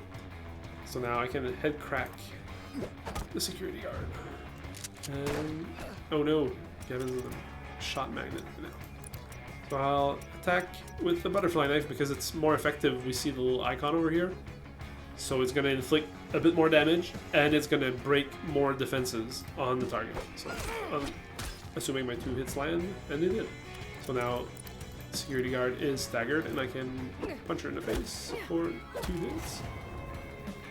And now Sally, with her punches, she kind of dazed the guard a bit, so now the guard's lethargic and kind of just like even worse at combat for a moment. So now I have a 100% chance to hit. Let's swing that bat. And I think I'm going to finish her off, hopefully, with the butterfly knife. Oh yeah. Poof. So now we won the fight. And we're going to level up with Sally. Sally levels up. Satisfied smirk. And she gains new abilities. So she has a new passive ability and a combat ability where she can attract the enemy's attention to focus on her. Because she is tougher than the guys. She has more hit points. And avoidance is pretty similar, but she has more hit points like just by being herself, basically, because she's tough. Well, we're going to go look at the database in a second. So now we fought. Gavin's a little wobbly because he took some damage over here. There goes the whole no blood bit. Yeah. Jeez. Quit being a smartass. So now we have our 3 heroes. They've defeated the security guards. Let's go look at the database because I think these little bios over here are fun. So yeah, we see like basically Frank's bio about like, yeah, how he feels about, he sees himself as a modern day Robin Hood and he doesn't want to work a real job, so that's why he is a criminal by choice. So yeah, that's his little bio. Gavin is the hacktivist with a H-A-C-K and a keyboard warrior, but something opened his eyes and now he tries to expose his former employer. So Sally is kind of the sort of yin-yang, where she cares for animals during the day and she fights in bare-knuckle boxing matches at night to make money because the shelter job doesn't pay all that much. So she kind of, yeah, she's the muscles and brains of the operation of Frank's crew. So now, yeah. The length of the game, I put it at roughly, let's say, 12 to 15 hours, depending on how quickly you kind of find the solution to the puzzles. And you could probably speedrun it quicker, but if you want to read the text and listen to the voices, which I think adds a lot to the experience, because if you just fast forward through everything, you kind of miss the plot. Let's say 12 to 15 hours would be realistic in terms of playtime. So you fighting the bosses, and yeah. So I think it kind of works again with the sort of heist thriller movie experience, cinematic thing, where you have this kind of self-contained experience that has a beginning and an end, and it has like plot twists and moments in the plot, and I think it leaves you kind of satisfied at the end, and you had a fun time playing through the adventure and seeing like what happened to the characters and how they act through the whole thing. Okay, so I'm going to, because I've played the game before, surprise surprise, so I think the go-to move is basically upgrade Sally's patch-up ability, because at the start it doesn't heal for all that much. So now I'm going to be able to top off Gavin probably, or get him closer to full health. And we get the action shots in exploration as well. So we got, okay, 22 hit points. So that's pretty good. And now everybody's kind of almost out of action points, so I'm going to end the turn, because in the first part of the game, the prologue, there were no like random fights, but in this case we ran into one. So that's a good idea to save some action points in this case, because otherwise you're going to be kind of spent, and then you don't want to be out of action points when you run into fights. But in this case, when you run into a random fight, it's at the start of the next turn, so your action points are refilled. So I'll be able to smack him around a bit. But now because we see the little debuff over here, he used evasive strike, so he's more dodgy for a couple of turns. So I could use focus to make him easier to target by my allies and myself. That's right.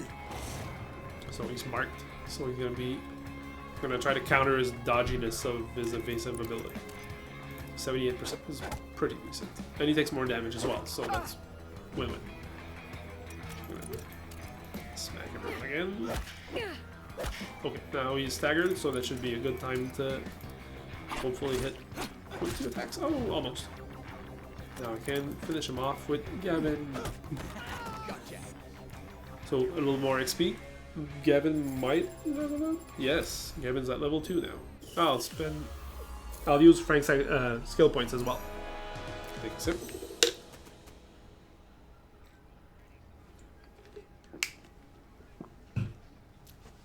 So now Gavin gains some new abilities. So he has a rush ability. Basically, it's a run into the enemy group and swing his weapon on everybody. So it's an AoE damage, well, AoE group attack. He has overload, which is his kind of his specialty.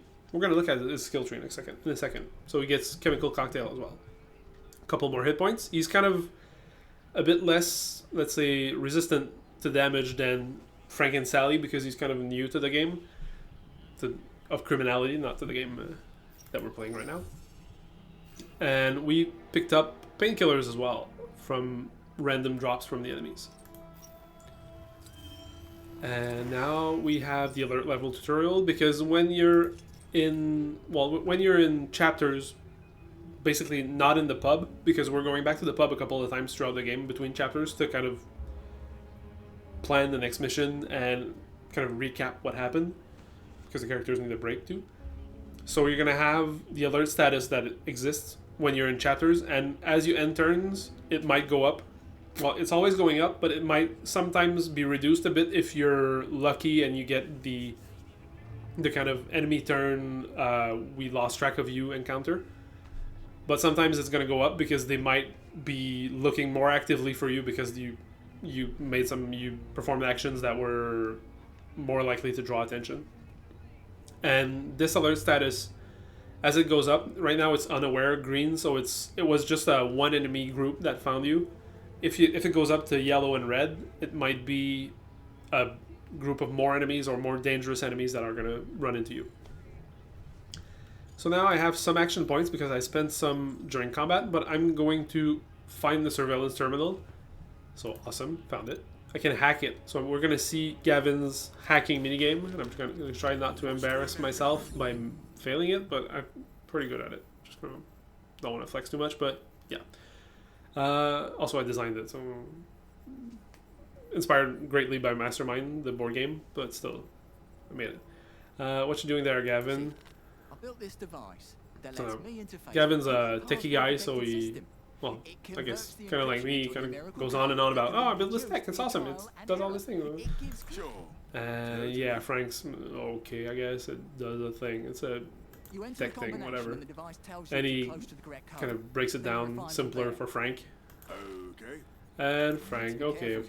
So a few Well, you get a attempts. few So attempts. now we have Gavin's Hacker Boy Ultra, which, just a quick note, you can play with the keyboard, which I don't know why, but it's super satisfying for me. You can click the numbers and then click the keys, but you can play them with the keyboard as well. So I can... let's try 111. Oh, okay. So now I enter this combination, and the 4 feedback kind of indicators tell me that no number was right. So the final combination doesn't have any 1s in it. So I'm going to try 2s. And now the green dot tells me that one of these 2s is correct and in the right position. So it's not associated with, let's say, this dot is this number. It's like there's 1 good number in the right place and 3 bad numbers. So let's maybe try to guess that it's the first one. So let's try 2, 3, 3. Now I'm being told that one of the 2s, well, my 2 is in the right place because it was in the right place before, and it's still indicated as being one of the right numbers in the right place, and one of the 3s is good. So, and let's say the second 3, the second digit is good. So that's 2, 3, 4, 4. Okay, so now the 2 is still good because it was good earlier, and the 3 might be in the right place, but probably not because the 2 4s aren't in the right place, or 2 of the numbers aren't in the right place. So now let's go 2, 4, 3, 4, and now deduction process. Let's go 2, 4, 4, 3, and don't want to just jinx it, but success. So it's basically, if you've played Mastermind, which I guess people have. I remember this old box with people that looked like they were from the 60s on it when I was a kid. It probably has a modern version, but that's basically Mastermind in a digital form with feedback and composure, stress elements mixed in when your composure gets low. So, okay. Now, Gavin has access to the surveillance terminal. Also, just a quick hello to everybody in the chat. If you want to speak up, say hi, ask questions. I'm super open to talk about anything about the game. Basically, what we do at Bkom, well, about this game, and what my job was. I could read the credits to you guys, but I don't know. It feels like it'd be like an Oscar speech, like, oh, these people, list the names. But yeah, just a reminder that we're launching today in an hour and a couple of minutes. It's supposed to launch at 1 p.m. Eastern time. So in an hour and 5 minutes for us. It's going to be available on Steam for $21.99 and euros and £17.49. So yeah, it's super exciting. I'm just besides myself to just like, it's coming out finally after 2+ years of hard work. And yeah, I think if you pick it up, you're gonna have a lot of fun. If you pick it up and you love it, just add a review. If you hate it, maybe not, but whatever, just add a review, tell us what you think, or just talk to us about it on Facebook, Twitter, and Instagram. I think Twitter, Facebook, at least, like Sunday Gold Game, and just drop us a line and tell us like, oh, I love this bit. Okay, personally, there's a line reading at some point that not everybody's going to run into because it's a random situation that happens when Gavin's really panicking, but it's, I think, the bestest line reading ever. So if anyone ever finds it, just hit me up with that, because the first time I heard it, I was like, oh, that's awesome.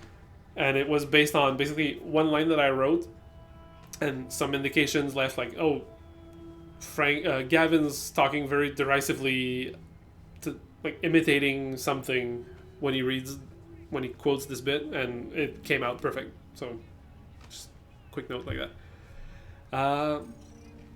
Now I unlocked the surveillance terminal, but the cameras aren't disabled yet, so I'm gonna go access the computer, because that's another cool little thing that was added to the game. We have this computer interface that lets us kind of navigate through weirdly retro but still futuristic OS. Of now we have like, okay, now I could look at the maintenance logs, get maintenance status. So we have this little interface that tells us that there's a maintenance plan, but everything's cool. So okay, maintenance, whatever. But we're after the security cameras right now. So let's click security, surveillance, and disable cameras. That's why there was a login, because everybody could just access the cameras and turn them off. But now we are turning off the cameras, and boom, we're done. And we're gonna exit the interface, and then Gavin says, bingo, we're done. Cameras are off. That was easy. See, So Frank? now we're Gavin's getting got to the lift skills. without getting seen. See, Frank? Like, Sally's trying to get Frank to warm up to Gavin, because Frank is still not super stoked about Gavin being there, because he feels he's too much of a liability and kind of maybe not the best teammate ever, because he's kind of nervous and twitchy. So now we completed an objective. We have this new objective here that showed up. Well, we are making progress because we completed the sub-objective, but now we are going to make progress towards downloading the data in the IT office. And we're going to see if I thought right, and I have the full game instead of the demo, but if we don't, we're going to flip back to the full game in a couple minutes. So we could go explore the security office, not the security office, Gavin's office right now. Let's go out of the maintenance room. We're back in the car park. We're gonna take the lift and go to the offices. All right, Gav. Which floor? Let's go. And so if you've played the prologue, you've never seen this.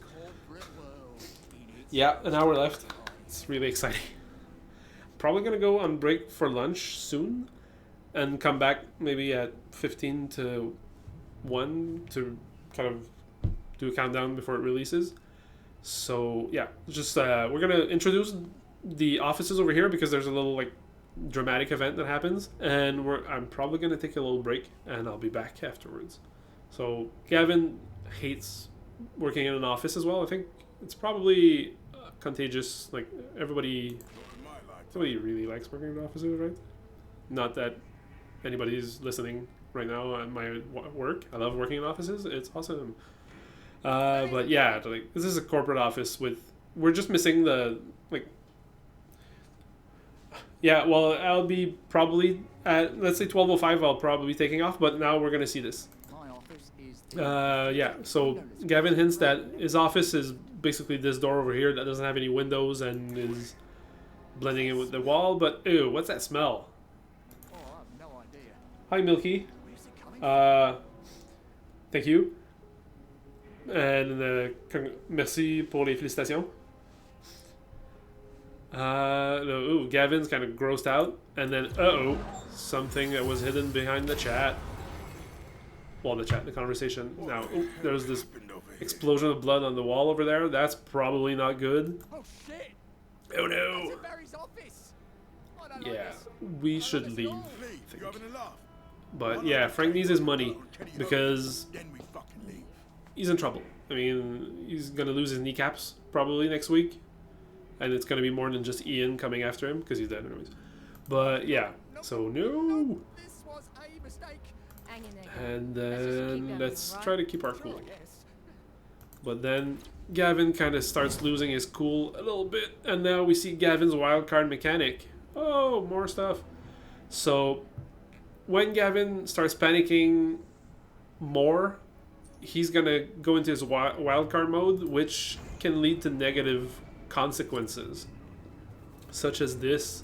So now we see kind of Gavin's inner thoughts, where he kind of has a lot of self-loathing and self-doubt, and he's panicking, and there's some glitching around. So I'm gonna leave that on to this, and I'll be back after lunch in probably about 40 minutes to kind of write out the rest of the little countdown towards the release. So thank you everybody for being here. I'll put that on pause, I guess. I don't know, but thank you all for being here. I'll be back. If you just stay tuned to our Bkom, I could probably leave it at just that for the next 40 minutes, and I'll be back to chat with everybody. Hopefully you'll all be here, and we're gonna kind of release the game together. So I'll catch everybody in about 40 minutes. So thank you, bye everybody.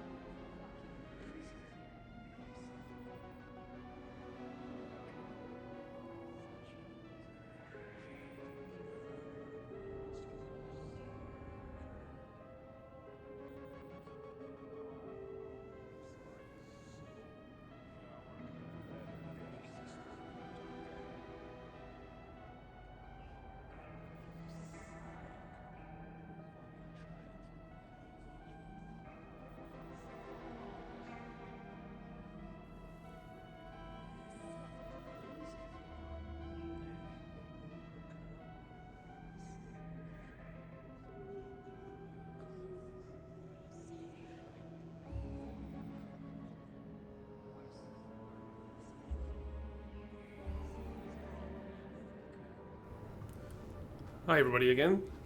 I'm back from lunch, so let's resume playing the game and get ready for the launch in 25 minutes.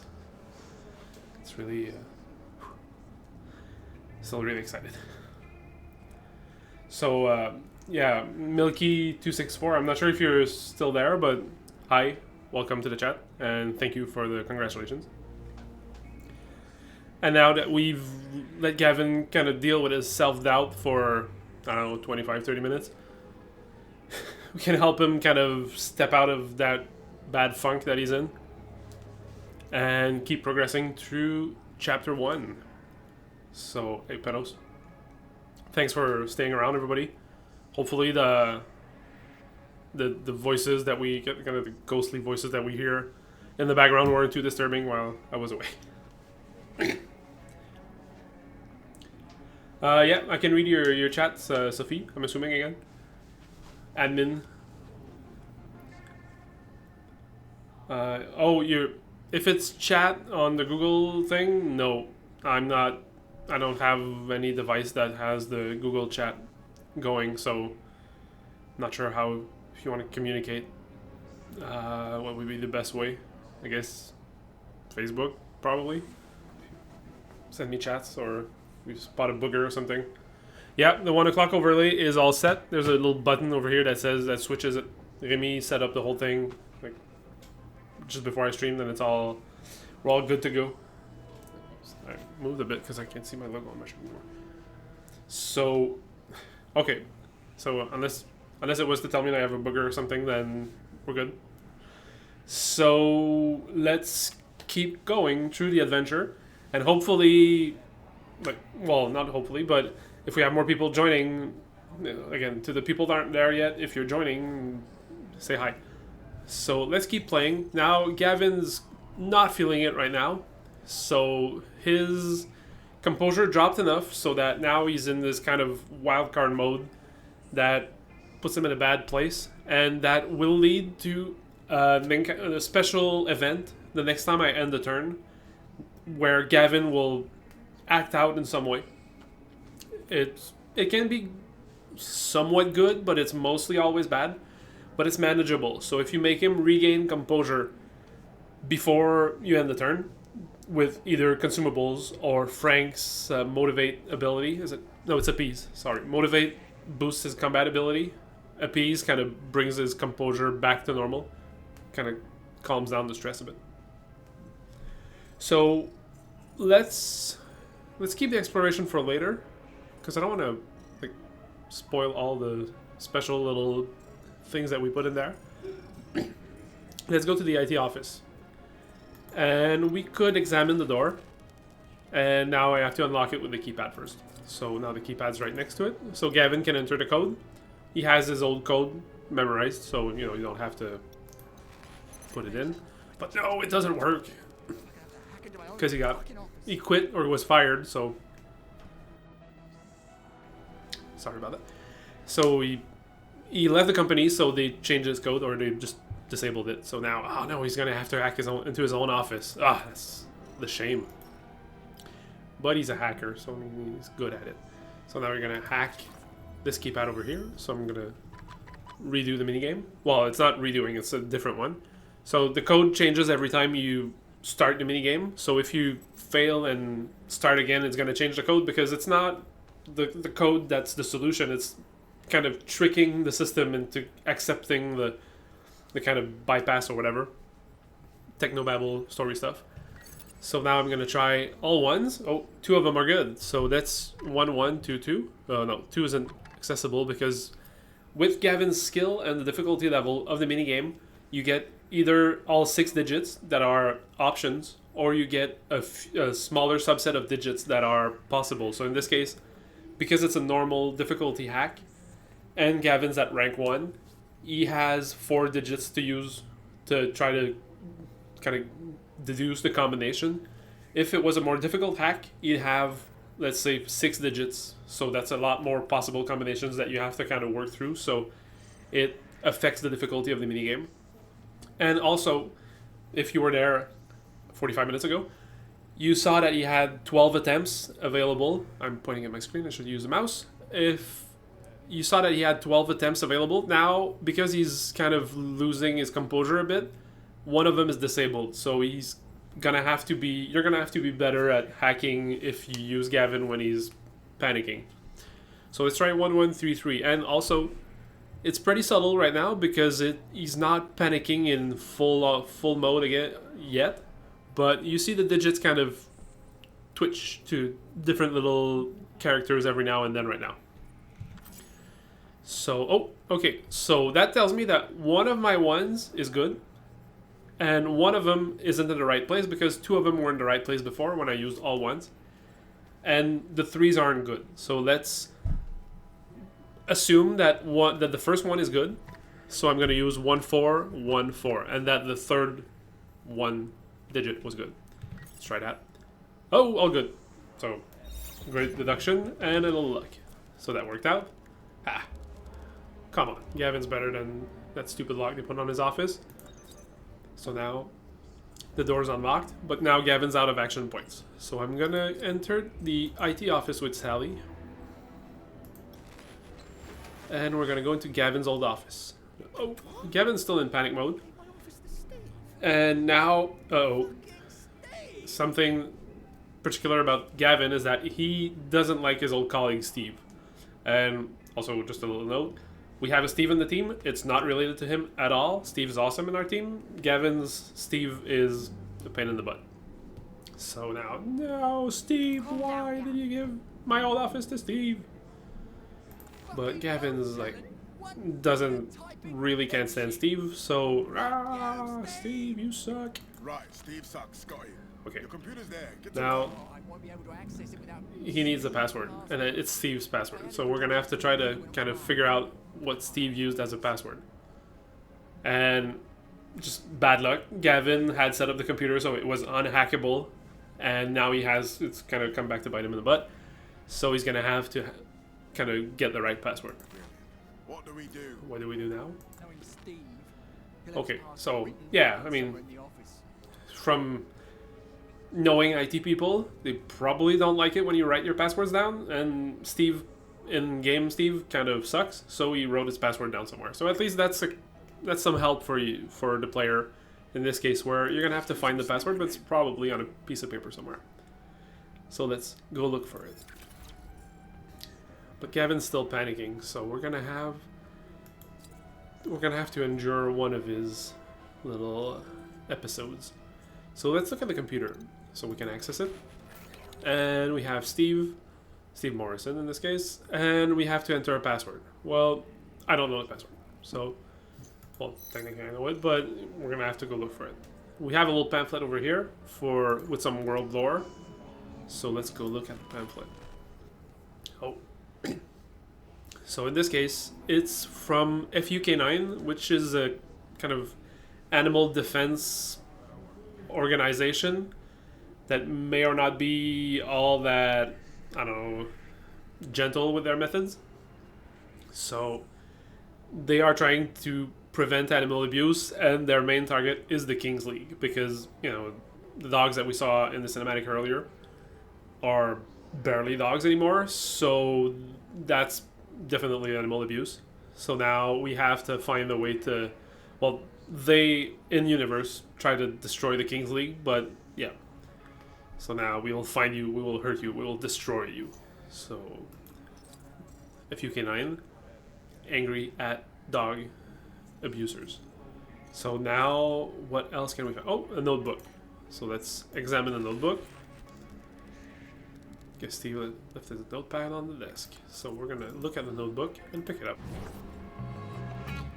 So now we have a little hint. Yes, 15 minutes. I'm not gonna do a countdown from 10 minutes or something, but yeah, just I'm gonna try not to miss it. And like, New Year's 5 minutes late. So now we have Steve's notebook that says, okay, that's a big hint. My goddess holds the key to my heart. So let's keep that in mind as we explore this room. So now we have this little notebook. Let's look at the locker. Oh, it looks like it was moved. So, what does that tell us? Well, okay, now we've seen Frank's lockpicking, we've seen Gavin's hacking minigames, and now we have Sally's kind of strength minigame, where she moves heavy objects. So now we have the little introduction, similar to the other two minigames. So Gavin's new to the team, so like, what's the deal, Frank? She looks like she's just breathing and meditating. So what the hell? Sally, So now, tell our new associate about okay, your Frank knows what's up with that, so he's gonna kind of It's all about cue Sally in. my energy So through Sally visualization basically and breathing. visualizes her way to super strength You see, it all sounds like complete and bollocks. breathing and Once you see her all in that. action, you So realise that whatever she's doing, yeah. it's working. And basically Frank kind of echoes the player's thoughts, where it sounds like BS, but it works. So don't question it. How does it work? And Really? how does I it try to work? keep my focus centered inside the So now marker. cues If for I the player. focus You enough, try to I can keep channel your all my strength focus, into something your particular. focus centered on the blue marker over here. And now we start the minigame, and we have little waves that come in that kind of try to. Oh, I missed it. Like, you can play with the keyboard as well. Ah, okay. I'll try to be better at that. So we try to fight the current. Yes.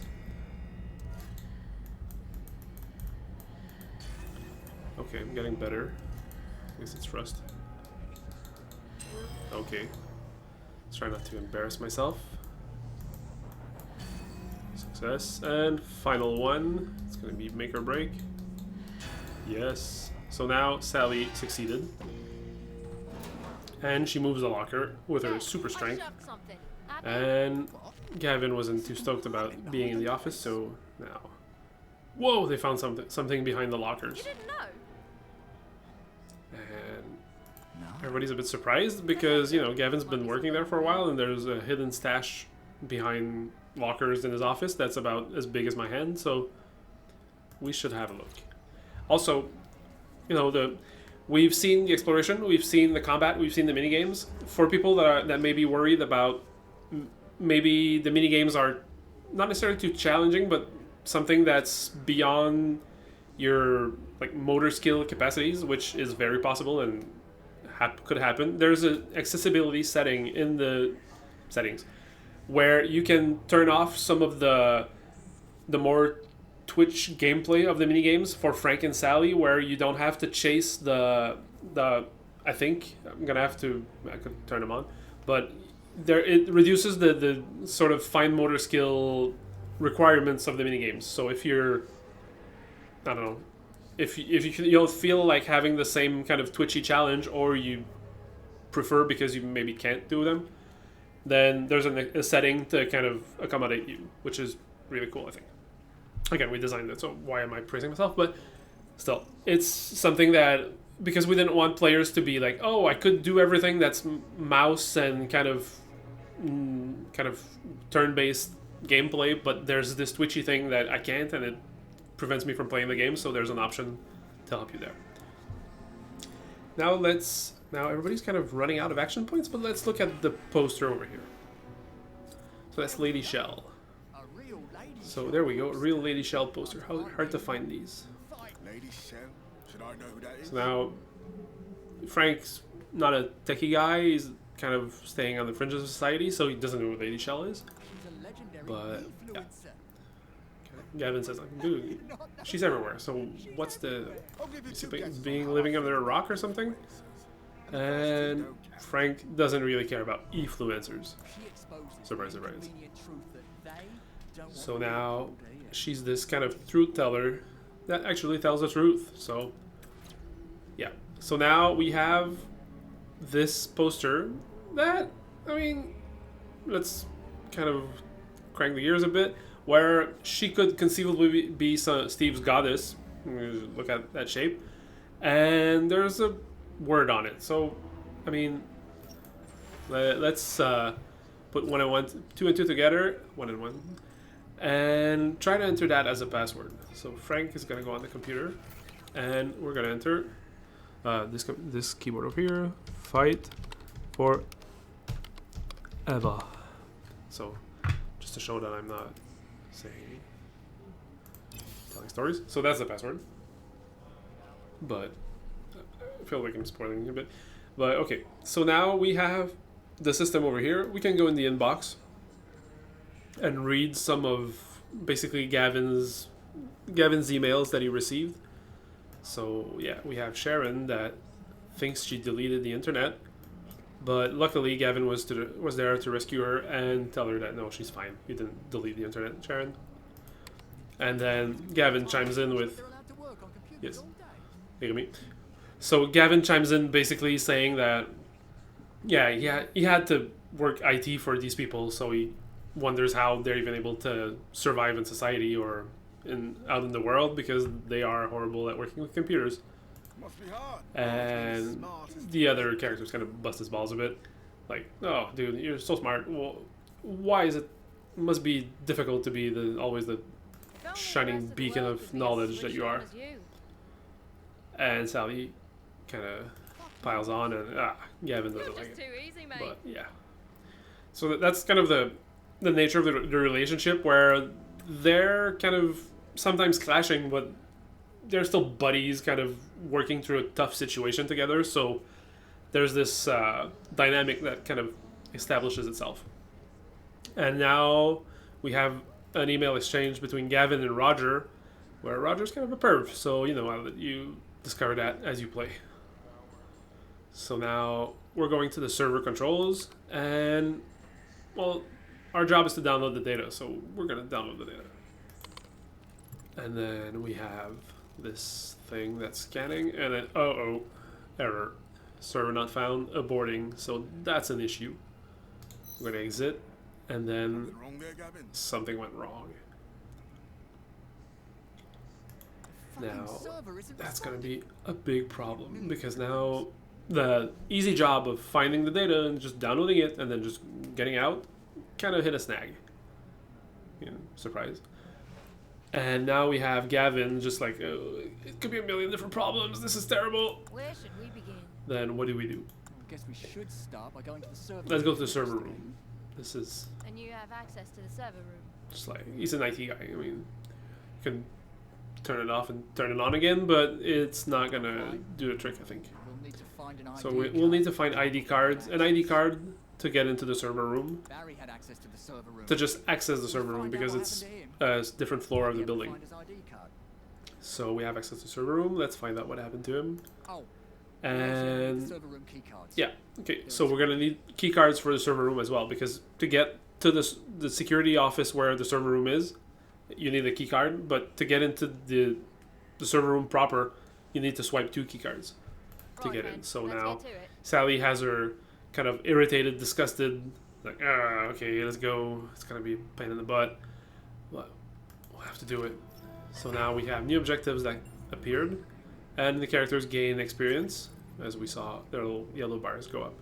But now we're pretty much out of action points, and we're gonna need to kind of end the turn. But we are in this situation over here where Gavin's in a bad place. So let's end the turn and cross our fingers that it's not going to be too bad, or that we're going to get the best line read I've ever heard. We'll see. So, Gavin's not feeling it right now. And he's in... Oh, he has the best line read ever, so get ready. Open your ears. Fucking twit. Yeah, Gavin's, like, kind of ruminating about his work, so he's Use the pissed. shortcuts. Learn to type. Tuck in your shirt and No. wash up after yourself. He's just talking to himself, basically. What's this about? Frank's curious. Hey Steve, if it doesn't work on your computer, it doesn't fucking Uh-oh. work. Issues with Steve again. It's probably his trigger or something. Fucking Steve. And then, Steve, you suck. So now, let's go to this one, because... Okay, He went to fix Auntie's computer and creeped her out with his piss Now- stench. Disgusting fat boy. Gavin's really mad. And then... Installed some cartoon porn on his computer. But Okay, I think that... fucking dumb. Hopefully I didn't step over it, but yeah, the U Senpai part was a really nice surprise. I wasn't expecting that much kind of quote-unquote stank on it when I heard it the first time, and it really made my day that day. He sounds like a And proper then, dipshit. yeah, okay. You're right, Gavin. Steve sucks. I'll give that to you. So everybody regains composure a bit because Gavin kind of was able to cool off. So, okay, he vented about Steve, and now, whew, we're a little better now. So the visual distortion glitching went away because Gavin kind of cooled down. So we're good for now. But if Gavin loses composure, in usually when it's a big chunk of composure that he loses, you have a pretty big chance to get back into the wild card effect, where everything's going to crap and Gavin's freaking out. So that was one of the small events that take place. Basically, they're mostly conversations, but sometimes Gavin's gonna attack Frank, or attack the group. Or sometimes he's gonna pick a fight with Frank and they're gonna either come to blows, or they're gonna kind of let's say vent at each other and then create worse situations. So now we have our action points back, and we have a secret stash over here that I'm gonna search because I kind of know what's coming. Oh, we found another security tape that, if you were there like 2 hours ago, we found the first one. So let's put that into Sally's inventory, and then a crystal that we found as well. So we found a little purple crystal. What's up with that? And a pistol. So now we're going to go to Sally's inventory and equip her 9mm pistol that does pretty good damage, but her knuckles have 2 hits built into their attack, so there's a slightly better chance of doing more damage, but also that gives us flexibility where Sally can now do blunt damage with her fists and piercing damage with her pistols. So now if we run into enemies that are resistant to blunt damage but weak or normal against piercing, you're going to have the option to use a better attack against their armor type. Same for Frank, where he can do slashing damage and piercing damage with his rifles. And Gavin only does blunt damage. So now we have this objective that's coming along, where we found the server room keycards. Well, we're looking for the server room keycards. And we have a hint over here where the window of the office is locked and is covered in blood. And we have the security recordings objective that's filling up. We're 2 out of 3 now. So it's 2 minutes away. So sub-objectives over here that one's completed, so now it's checked as completed. And we have all the text that, if people want to read that again, it's still available. Now we have more text that describes what's happening. So now let's go get Barry Brixton's ID card. So we're gonna have to find 2 server room key cards and restore power to the back of the car park. That's gonna be the main step right now. So again, from playing the game previously, I know that I have to search this file cabinet over here, because there's Gavin's electronics toolkit. That's going to help us because, as we remember, the gate to the car park was locked and powered down. So we will find the toolkit and we might find a use for it. So now let's go to let's go back to the offices. Is there something else in here? I think we're good. So let's go back to the offices. Oh, we can examine the computer. I think that's worth it. Where? Oh, there's an error message now. So that's not good because the server isn't responding. Intruders, freeze! So Get your hands up! we ran into some people because now they're kind of onto us, where they know that we're in the building. So that's never good. And Frank talks trash until the very end. But the security guards aren't that tough, so they're Looks like he means it. probably going to not win, but let's see how this plays out. And now we can switch the overlay to this one, I think. Yes! So, yeah, the game's out. Awesome. And I'll keep playing right here, right now, for everybody, and discussing, and I'm open to questions, to comments, to anything. And I'm encouraging you to go pick up the game. It's available now. We'd have to double check to just make sure that it's available for reals. But for $21.99 or euros, or £17.49.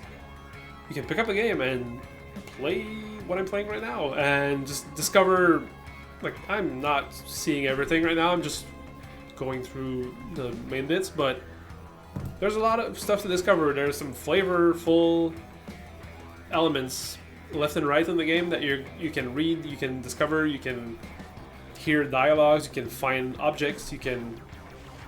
Oh, there's a 10% discount as well, so it's probably under $20 now. So that's awesome.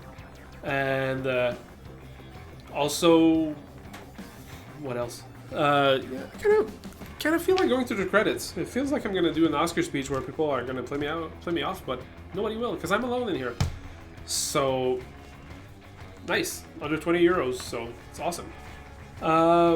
So yeah, like we're gonna leave that at the combat right now because nobody's freaking out, so we're not gonna be stressed.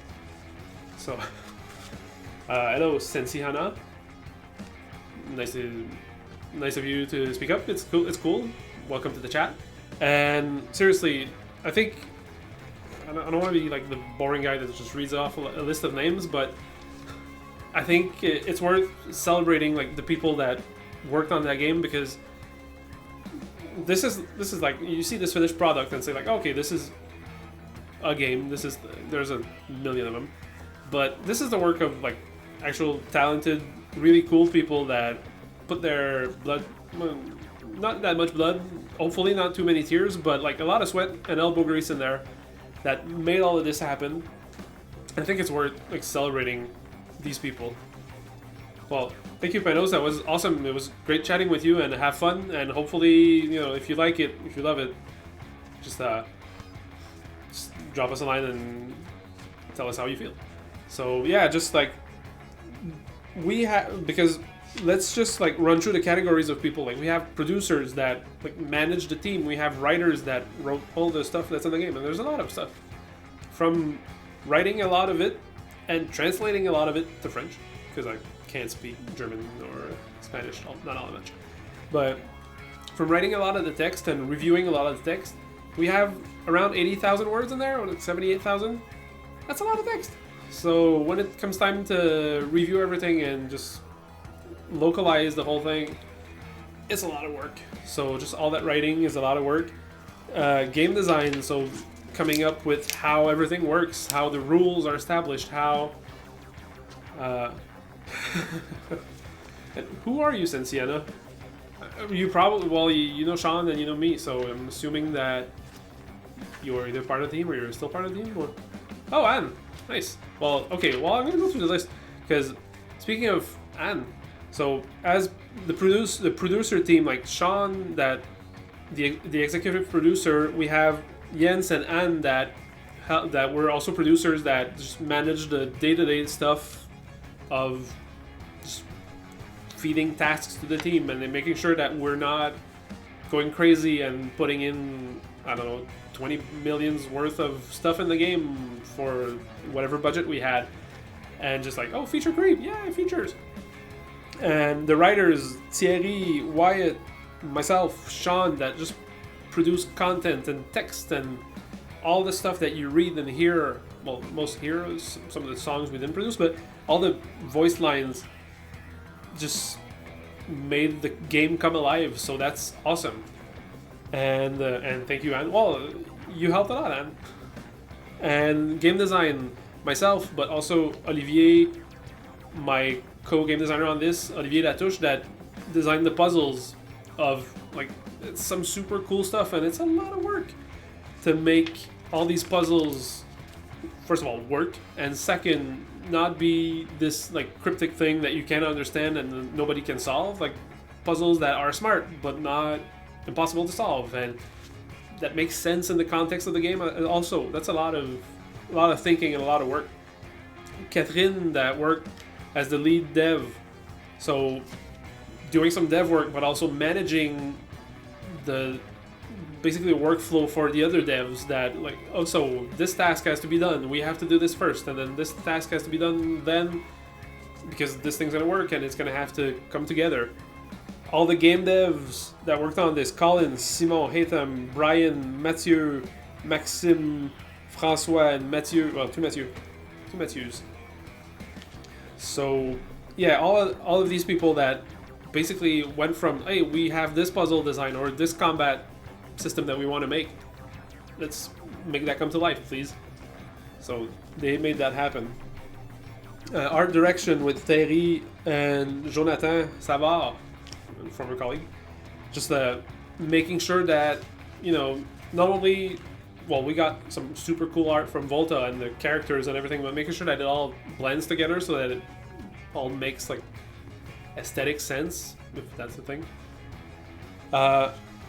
Technical art with Hugo, Ludovic, Marie-Joëlle, and Jean-Philippe to just all the stuff to make sure that the reflections on the floor make sense and that they're not super blasted that we can't see anything.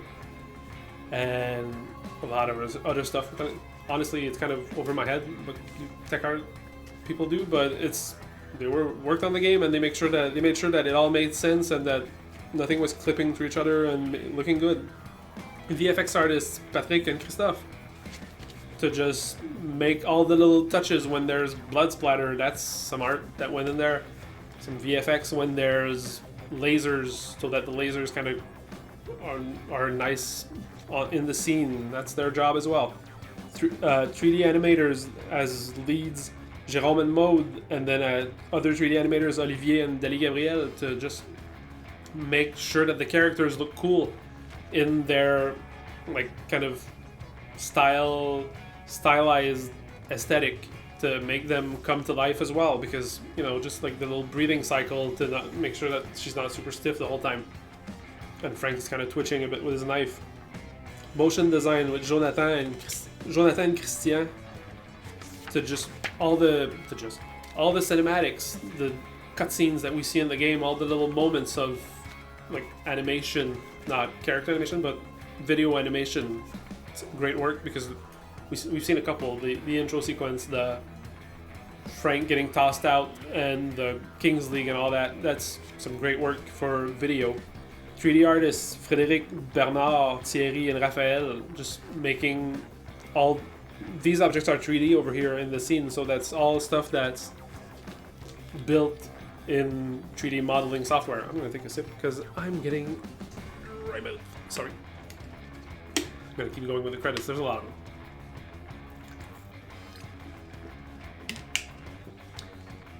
Concept artists Jean-François, Jean-Sébastien, Jonathan, Quentin, Laurence, Angéline, and Mathieu, making all the art to either start so that we can make 3D stuff with it, or the character faces that we see that were tweaked a bit, sometimes for expressions or objects that we see in the inventory and all that. I think that's worth mentioning. Hi to everybody that's joining us. Nice to meet you. We launched the game a couple minutes ago. It's now live. You can pick it up on Steam, and it's 10% off this week. I'm not sure until when, but 10% off now, so pick it up now. And I'm just going through the credits to just like celebrate the work of the super talented team that made this game come to life. And I'm halfway through roughly, so just I'll keep playing in a couple minutes. So as UX UI director, the UX UI team, so Amara, and then UX designers Alexandra, Gabriel, and Steve. Awesome work to make all the interface, all the inventory, all the dialogues, all the combat menus. If we look at this, that's all UX UI work. And also, it's not the Steve that Gavin hates, it's the Steve that we like over here. No relation. UI artists Gina, Dominique, Joe, Mark, Pierre-Philippe, Samuel, and Geneviève, making sure that the UX UI team's designs look good. So, like these subtle elements over here where we have the icons to all build that UI to look awesome and convey the aesthetic and the functionality of the game as well. Our QA analyst team, Joey Ross, Antoine, Sarah, Jean-Philippe, Martin, Marco, Véronique, and Emily, making sure that the game actually works when it gets on Steam, so that, you know, when you buy it, you're not buying something that doesn't work. So that wraps up basically the production team, but there's also like all the management and support staff at Bkom that helped in different ways, either making sure that we get budgets and talking contracts and business stuff that that personally I don't want to do, and that the other people on the team want to focus on making producing cool stuff and art and functionality so that the business people can talk business, and that's awesome. Our partners at Volta that made the art, all the visuals, not necessarily all, because the 3D combat rooms are not necessarily made by Volta, but inspired by the visuals that we saw in the exploration rooms. All the exploration art rooms are produced by Volta. Team 17, our publisher, that really was a lot of help to make the game available to people, players. Pixel Bowl, Polypunk. Sorry, going through my little notes. Juicy Studios, Pixel Audio, PVL Audio, Burleywood, the band that you hear in the jukebox in the pub. So when you're just hanging out in the pub, there's I think 6 or 8 tracks. That's all a cool band. I think that, a cool band that offered us their music basically to just hey, we have this music. Do you want to put it in the game? We reached out to them. There wasn't just people knocking at doors offering music, but still, we have some cool music that you can hear in the game. That's an actual real band that's playing, not live. And Claudia from Triple Boris that helped us with the level design when we were a bit tight on resources to just make sure that everything happened and got done. And finally, the Canada Media Fund that it's in their name. They're funding some of our work, so that's the credits. Hopefully I didn't lose too many viewers, bored them to tears and they left. But I think it's worth mentioning all these cool people, artists and collaborators in a ton of different ways. I don't know, there were maybe about 15 different roles in the project, and a lot of people filling those roles, so that's really worth celebrating. And yeah, it's a lot of effort, and also, the time will prove if I'm right, but showing that working remote works, because we had officially started maybe end of January 2020, and then all of a sudden, hey, you're all working from home now, and I think we made it work. Well, the product speaks for itself. Hopefully the success of the product will also, but it's a solid thing that we built, and it's really satisfying. So I'll keep playing, I think. Don't hesitate if you're in the chat. Just say hi if you have questions, if you have comments, if I'm speaking too loud. What else is there? Let's just keep playing. So I got out of the IT office realizing that there's a big problem with the computer, and now I have to go to the server room, but some guards kind of found out that I'm in there, so they're fighting me now. So I'm gonna punch one of them, I think. I'm gonna try Sally's pistol instead. It's a little less accurate, but you do it more damage if I can hit it. Nice. Then we have Frank. He still has his 2 abilities, but the butterfly knife I think is the best pick in this case, because, oh yes, 2 shields breaking at the same time. That's good. And now I'm gonna try Gavin's rush attack. It hits everybody, so it's gonna do a bit of damage to everyone. Ow! So I hit everyone, and now the guard is bleeding because you can apply debuffs. Well, we've seen that earlier, but now if you hit if you hit with knives or some special attacks that inflict bleeding debuffs to enemies, then you're gonna have some damage over time on them. Now Frank is gonna finish off this guard before moving on to another one. So now Gavin's out of action points. I can guard to restore action points, or I could use items, but I don't really need items right now. I'll be okay, I think, with Sally's heal. So I'm gonna heal. Not heal, guard. Restore action points. And then Sally takes a shotgun blast for the team, and a Magalite hit to the face. So now let's... I think I'll heal Frank. I put some points in patch up earlier, so now it's better. And I'm going to heal Frank, and he restores 24 hit points. That's a lot more than the 12 or something from earlier, so that's really good. So now let's... I think Shotgun Guy is more of a threat, so I'll attack Shotgun Guy to disable him for a while, and then boring with the baseball bat. Oh, he's stunned now. That's awesome, because he's gonna be, I think it's guaranteed hit when he's stunned. Oh, Sally's out of action points as well, so I'm gonna guard. now I can hopefully finish this guy off with Frank's Knife. Oh yeah, it's a lot of damage when he's stunned. And staggered. So yeah, thanks Anne for being here. It's really cool to have somebody that worked on the project chatting with us. And it's like, I think it's a cool celebration of being able to kind of be able to chat with people that worked on the project. But if you didn't work on the project and you want to chat, feel free. 58% chance. I mean, statistically, it's better than it is. 58% should hit, but yeah, we've played XCOM. Nice. That's cool. So yeah, Team 17 has been streaming the game as well. I think I'll keep streaming for a little while over here. I don't want to spoil too much of the game, but I think we got a good 45 minutes left before we're gonna go take a little rest, and we're gonna let everyone go try the game.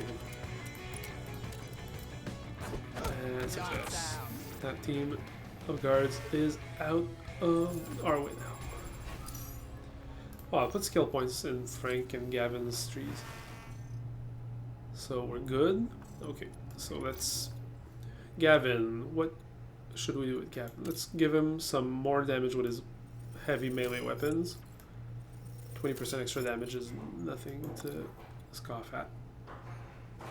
And Frank. How... Let's... I mean, he has his rifle. It's really good. So let's upgrade his rifle abilities. More accuracy, more critical hit chance and damage. So I think that's winners all around. So now, what? Let's restore the power to the back of the car park. Now we're almost out of action points though. Let's heal Frank. And let's go down the lift to go to the car park. Nice. Yeah, likewise. And thanks for being here. And yeah, if anyone wants to join, we're celebrating. I wouldn't get a little cone hat, but I think we're like we can really celebrate now. It's out finally. The product of 2+ years of work, and yeah. I mean, well, you know, we're doing awesome work. When you think about it, like it's like we're making art, we're making entertainment products, but it's still a lot of like not worrying, but a lot of tension to just like, hey, we're trying to make something good, we're trying to make something that's going to resonate with people and that's going to hopefully sell because it's a product still, but we're trying to make something good that's going to be fun and that's going to bring some enjoyment to people. And it's a lot of thinking, a lot of worrying about this and this, and is this going to work well, or are we going to have to tweak that a bit? So it's still a lot of mental load doing the whole thing. So yeah, just like still relief of the game being out finally. And so I'll end the turn because I'm gonna have to do a couple of actions that are gonna cost some action points. Hopefully I won't get into a fight. Okay. So they're investigating. We're gonna get a couple more alert status pips over here, but we're still good. But Gavin's freaking out again. No, Gavin! Oh, and he snapped out of it. So, okay, we're good, hopefully. I could use some consumables to heal a bit. Oh yeah, something I think that might get overlooked if people aren't paying all that much attention is Gavin's ability to upgrade items. Let's go. Oh, I didn't. Okay. Gavin's chemical cocktail ability, which he gets at level 2, is something that lets him upgrade consumables. So when you're at level 2 or more, you're going to be able to put some points into that ability to upgrade items, but you can't always do it for full cost if you don't put points in it. So you could upgrade this bottle of painkillers into, let's spend 5 action points. Painkillers a la Gavin. So now they're a lot better and they're powerful enough to cure fractured limbs. So that's some powerful stuff. Powerful stuff that lets you heal fractured limbs. So now you have this special thing that heals, like this basic painkillers heals for 20% of your hit points. And this improved painkillers bottle heals you for 30% of your hit points and has more chances of getting you resistant as opposed to the 60% of the other one. And it cures fractures. So that's something good to have. It costs some action points, so it's a kind of a risk reward, because if you're spending action points upgrading consumable items, you're gonna have to end the turn more often, and you might run into you're running the risk of getting into fights more. So you have to weigh that on how you want to approach this situation. So now you can use these basic painkillers. We're not going to upgrade them because Gavin's getting low on action points. I can give them to one of the 3 characters, so we see the effects that it's going to have. Like Sally's going to heal this little white section of her hit points, so I think I'll give it to Sally because she's kind of low. So she heals 31 hit points. Good. And I think I'll use it on Frank as well because he's also kind of low. 24 hit points. Good job. And using consumables is free. Upgrading them costs action points though. So now we have this electrical panel over here. So, oh, it's jammed shut.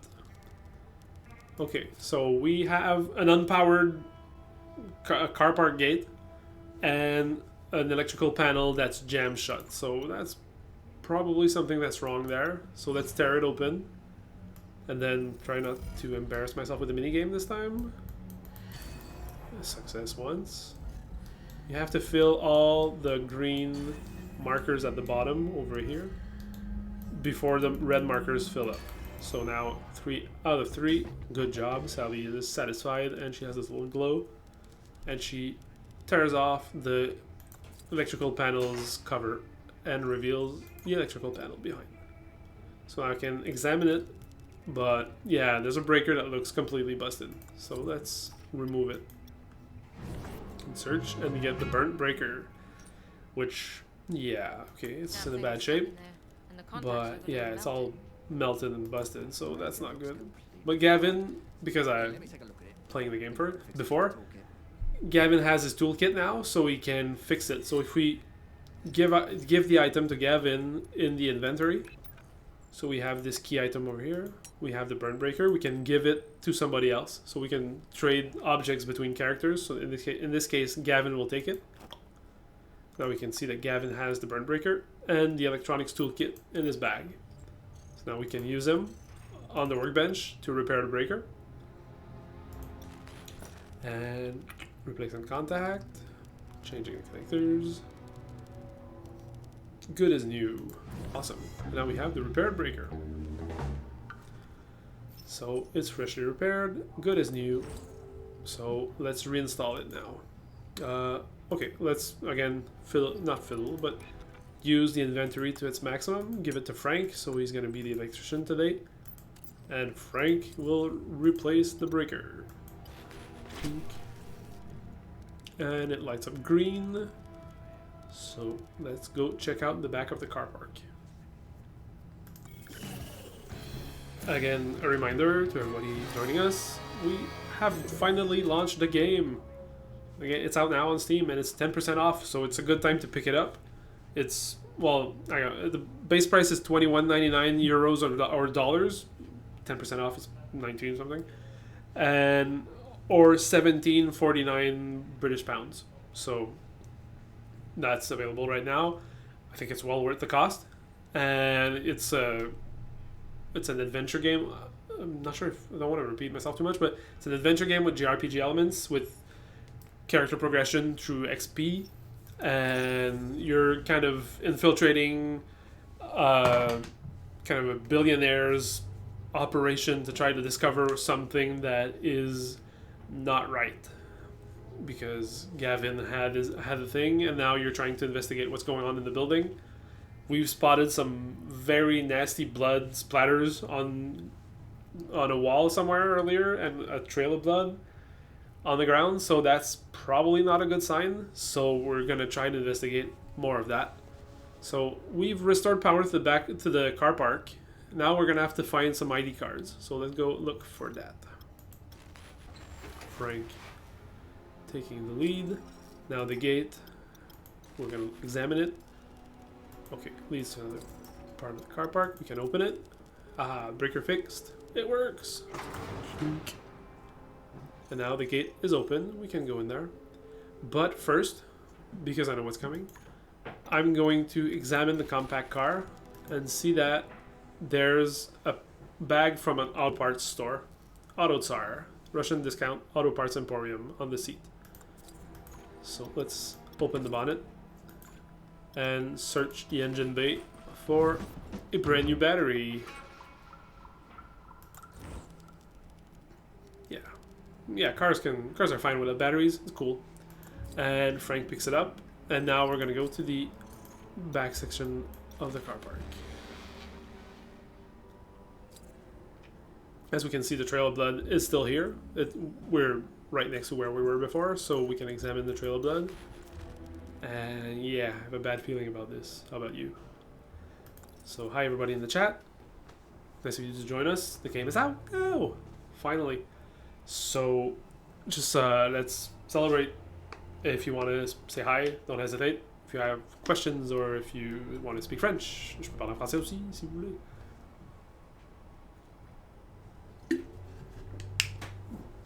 And now, let's end the turn because I'm out of action points. Then we're going to try to see what we can do about finding the Barry Brixton's ID card. And now, there's a drain over here. We can examine that. And we see something down below. It's kind of small on screen, but... Oh. Now there's some keys down there. Maybe if we could fill the drain. Because that's Sally thinking when she's in a kind of close-up view. We have a silhouette, and she's just speaking to herself. And so there's something down the drain. So let's see if we can fill it up. Oh, I forgot something. Never mind. So there's a tanker over here. I can examine it. But, yeah, it's got no power. So, lucky me, I picked up a battery. I can install it. And we're going to start the truck. Look out for onomatopoeia of engine noises. So now the truck's running. It's smoking a lot, but that's fine. It's good ventilation. And we can have a look at the control panel because now we're looking to fill the drain with whatever's in the truck to kind of operate the control panel now, but something's missing ish. It's missing a knob. So what can we do about that? Let's go search for, that's probably not something good to say, but let's search for a knob for the control panel. I think I know where it is. And I can see that, oh, this gas cylinder over here, there's a valve on it, but it's loose, so probably going to grab it. Sally picks it up. There's a valve. Nice. So now I'll be able to probably use it as a knob for the control panel. Now go back to the car park and then install it on the control panel. Aha! It's convenient. So now I have to try to figure out how this system works. So let's say I try to replicate this one over here. So there's this little dot and this dot. So I'm going to turn this thing. Oh, the dots line up. And this one, I'm going to turn it again. And the dots line up. And this one lines up too. So I'll try the first one. But yeah, it didn't do what I wanted it to do. So now the pump's idling and that's it. What can I do now? This one over here suggests that it's probably going to go inside, so I can try that one. So the dot and the other dot, so let's put it over here. So the dot's kind of 90 degrees. Basically, if this is 12, this is 9. So we're good. And to the left, so the left. And pointing at the dot, so we're good. And trying that one. Oh, no, the pump's pulling air. That's not good. If you know pumps, don't do that. So it's better not do that. So now let's try the third one. And okay, opposite from the dot. Good. Pointing at the dot. Okay. Opposite from the dot. And we're going to turn on the pump. Oh yeah. Okay, the tank's getting emptied into the drain again. So that's awesome. And hi everybody in the chat. If you're joining us now, we just released the game. And just feel free to say hi. It's really nice. If you worked on the game, just say hi and we can celebrate together. Anne is here, I think. But Anne was there. And just like, it's really cool to have people in the chat to just celebrate launching the game, because it's a big relief all of a sudden. The game's out. Now it's only, the stressful thing is like, is our baby going to be popular? So we're going to see that. So now the drain's full. We're going to look at the drain, and now we see that it has changed its state, and now there's a set of keys in there. We can examine it. Yeah, this is pretty like storm rainwater or messy gunky water. So we found a set of car keys. If you've watched the stream earlier, or if you played the intro, this is Kenny Hogan. Basically, it's a little like keychain of Kenny Hogan, and there's the car keys next to it. Well, attached to it. You look at that. So, oh, a set of car keys. It's pretty convenient. Hey, Bertrand. I'm assuming it's you. It's gonna take a while, I guess. So thank you, and nice of you to drop in. So thank you for the congrats. It's finally out, finally after 2+ years. But yeah, feels good. Thanks for being here. And then we have a set of car keys. So okay, but they're so gross. Well, then you should hold on. Well then, you know, Gavin's still kind of the let's say whipping boy at this point. So Frank just like gross keys. You take them. They're nasty. Now we have the drain, but there's nothing left in there, so we can get out. So we have some car keys. Let's go look for a car to use them into. We are in a car park. So we have this little roadster over here, the 4x4. We picked the lock on these doors already. This one had its doors unlocked. We can look at the roadster over here, examine it. Yeah, in rainy 2070 London, nobody. Who the hell owns a roadster in London? Okay, didn't leave anything good, so we search for nothing, sadly. Now we can examine the estate car. Yeah, it's probably got wood panel or something. And there's glove box is open, so let's look at that one. Oh ho, painkillers. But now we're left with one car, and luckily Gavin has some action points. So we can examine the sports car.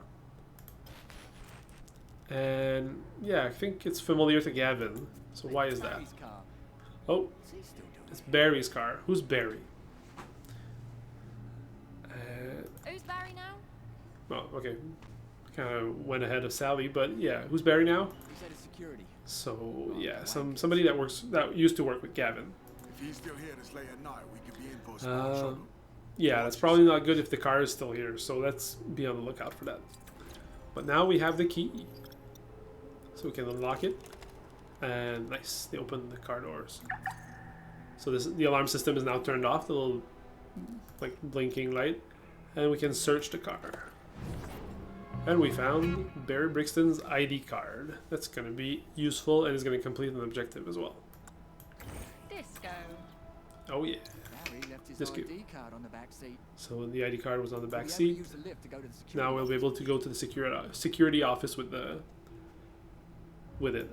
So we regain composure and we leveled up. Well, Gavin leveled up. Maybe Sally did? We'll see. Now Gavin gains 2 new abilities.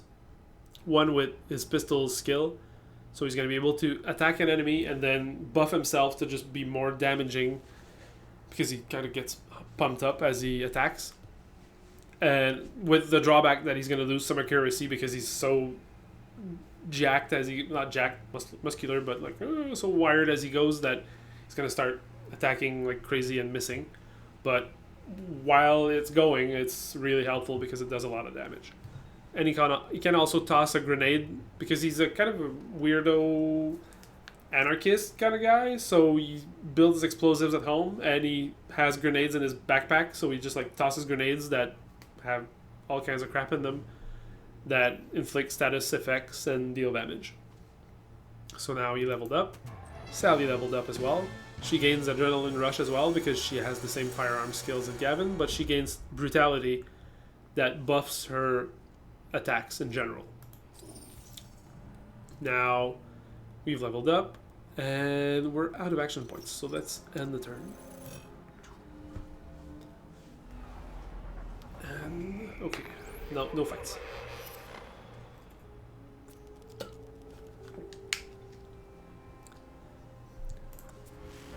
And now we went into... Okay, we're still in green, but we're gonna hit yellow next turn, probably. Yeesh. Okay, so now... What now? We have completed one... Well, this part of the objective to find Barry Brixton's ID card. We had a truck with a dead battery, a bloody mess in the window, and keys in the drain. That's all fixed. That's all taken care of. Now we have to find the 2 server room key cards. Where could those be? Let's go have a look at the car park again. Because again, I played the game before. So now we have the fenced locker. There's a locker with a dumpster in the back. So the trail of blood leads to that dumpster. So that might be worth checking out because it's probably not good. Like there's a trail of blood anywhere. Now we have a lock that we're going to have to pick. And I'm going to... pick that one, click that one, this one,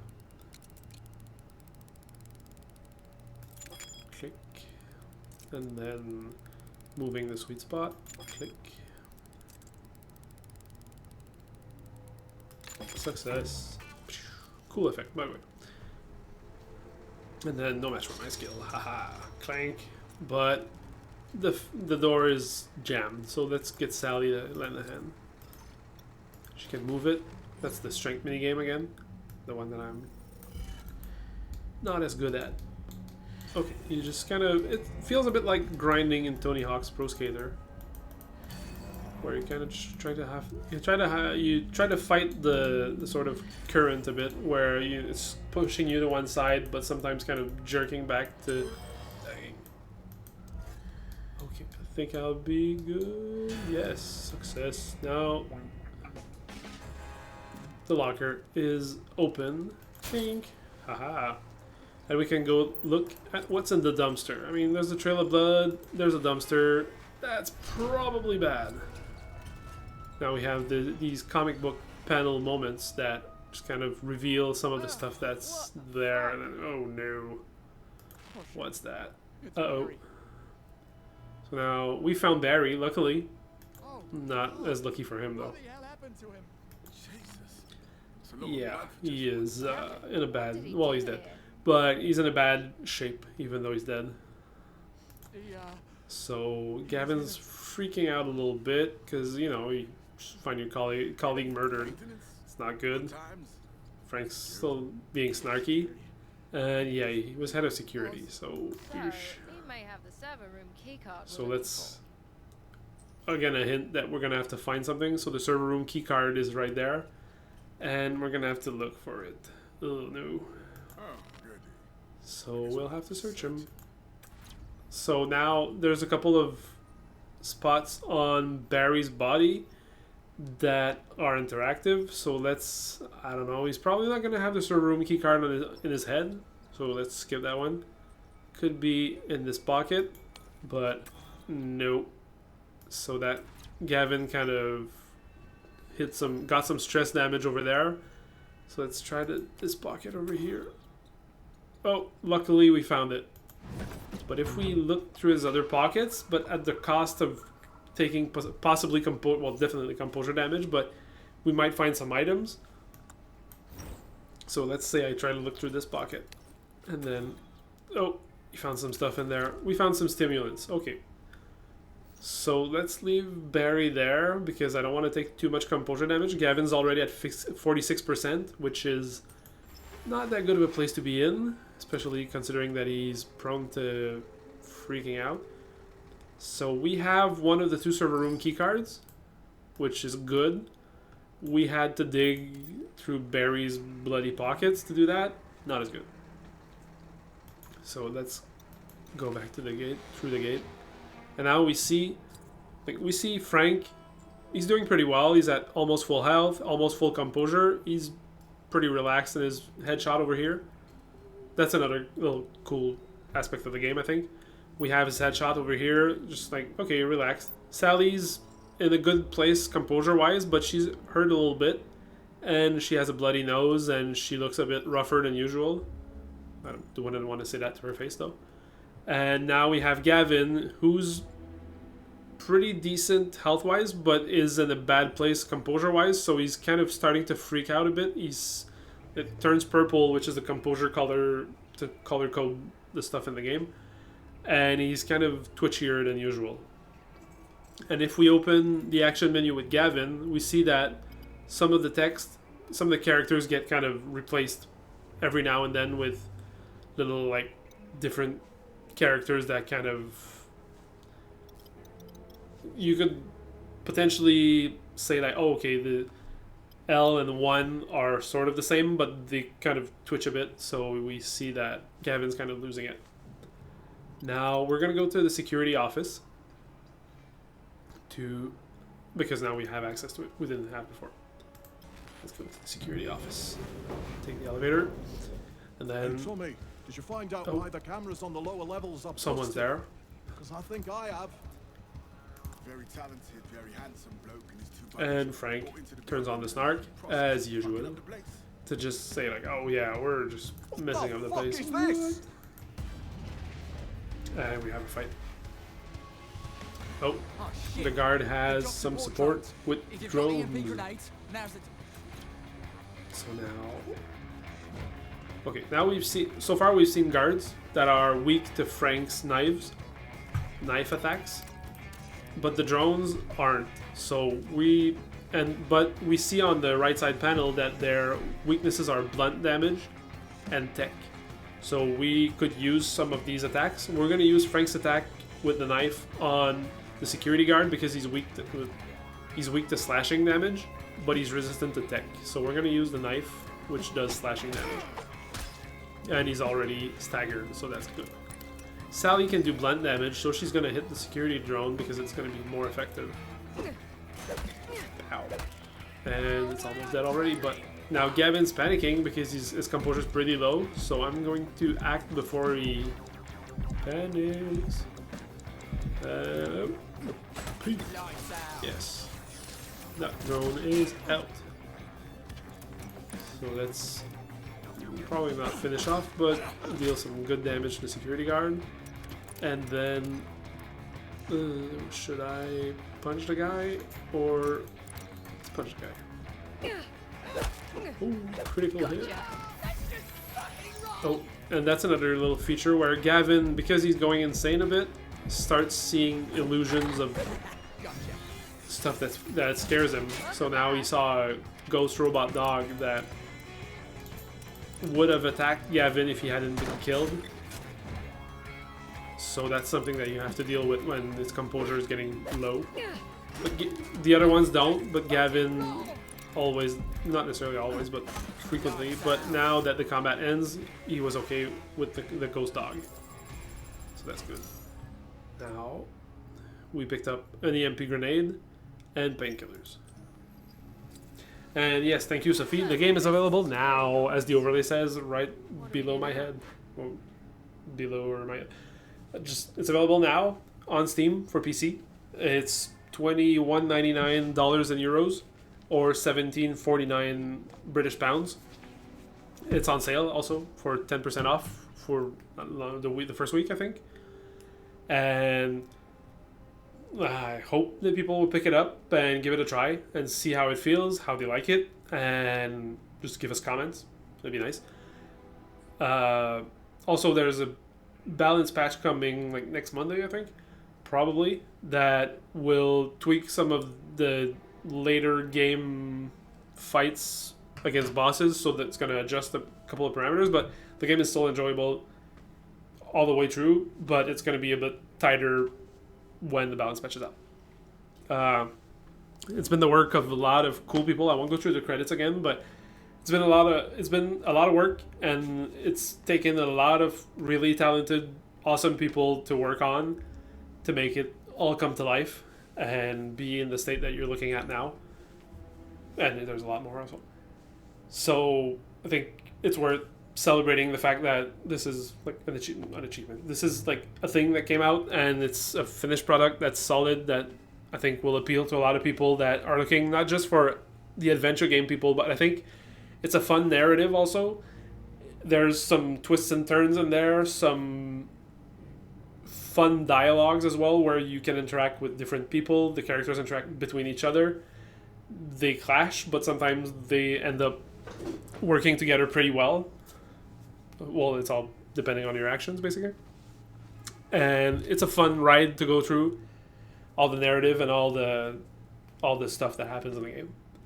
So yeah, encouraging everybody to pick it up, because also if you pick it up and enough people pick it up, we might make more. So if you like what you're playing, and you know, we end up making more, and it's going to be awesome for everybody, because it was a lot of fun to work with these characters and build this world that's around them and that they're inside of, to all create that and make that happen. So it was a blast to make.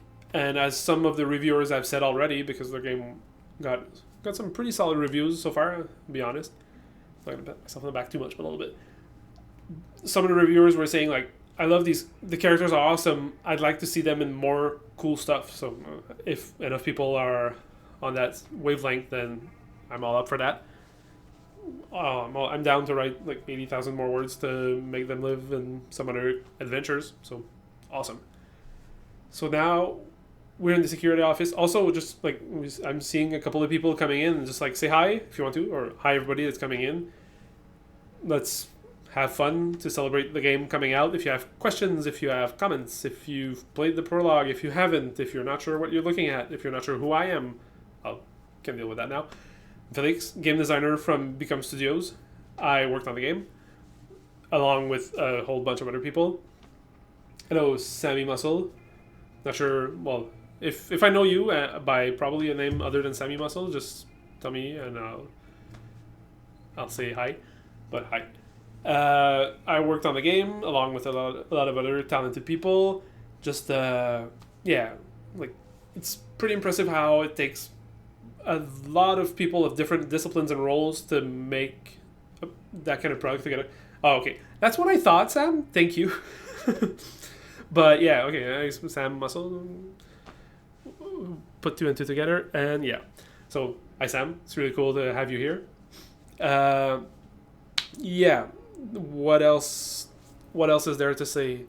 I'm probably gonna take like a minute because I'm gonna blow my nose. I'll be right back.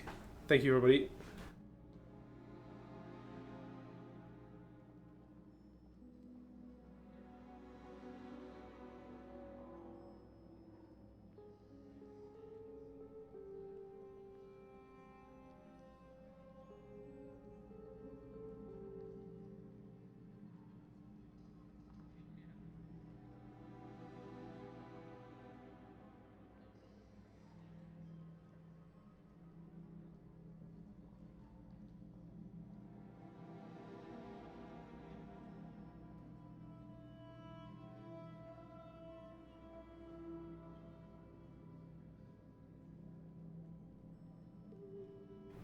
Okay, sorry about that. So yeah, just recapping. A lot of work, a lot of people, a lot of time, a lot of sweat and elbow grease to make it all come to life. And, you know, just really proud of the work that we did, the product that came out, the team, everybody. It's really cool to be able to share it with people now.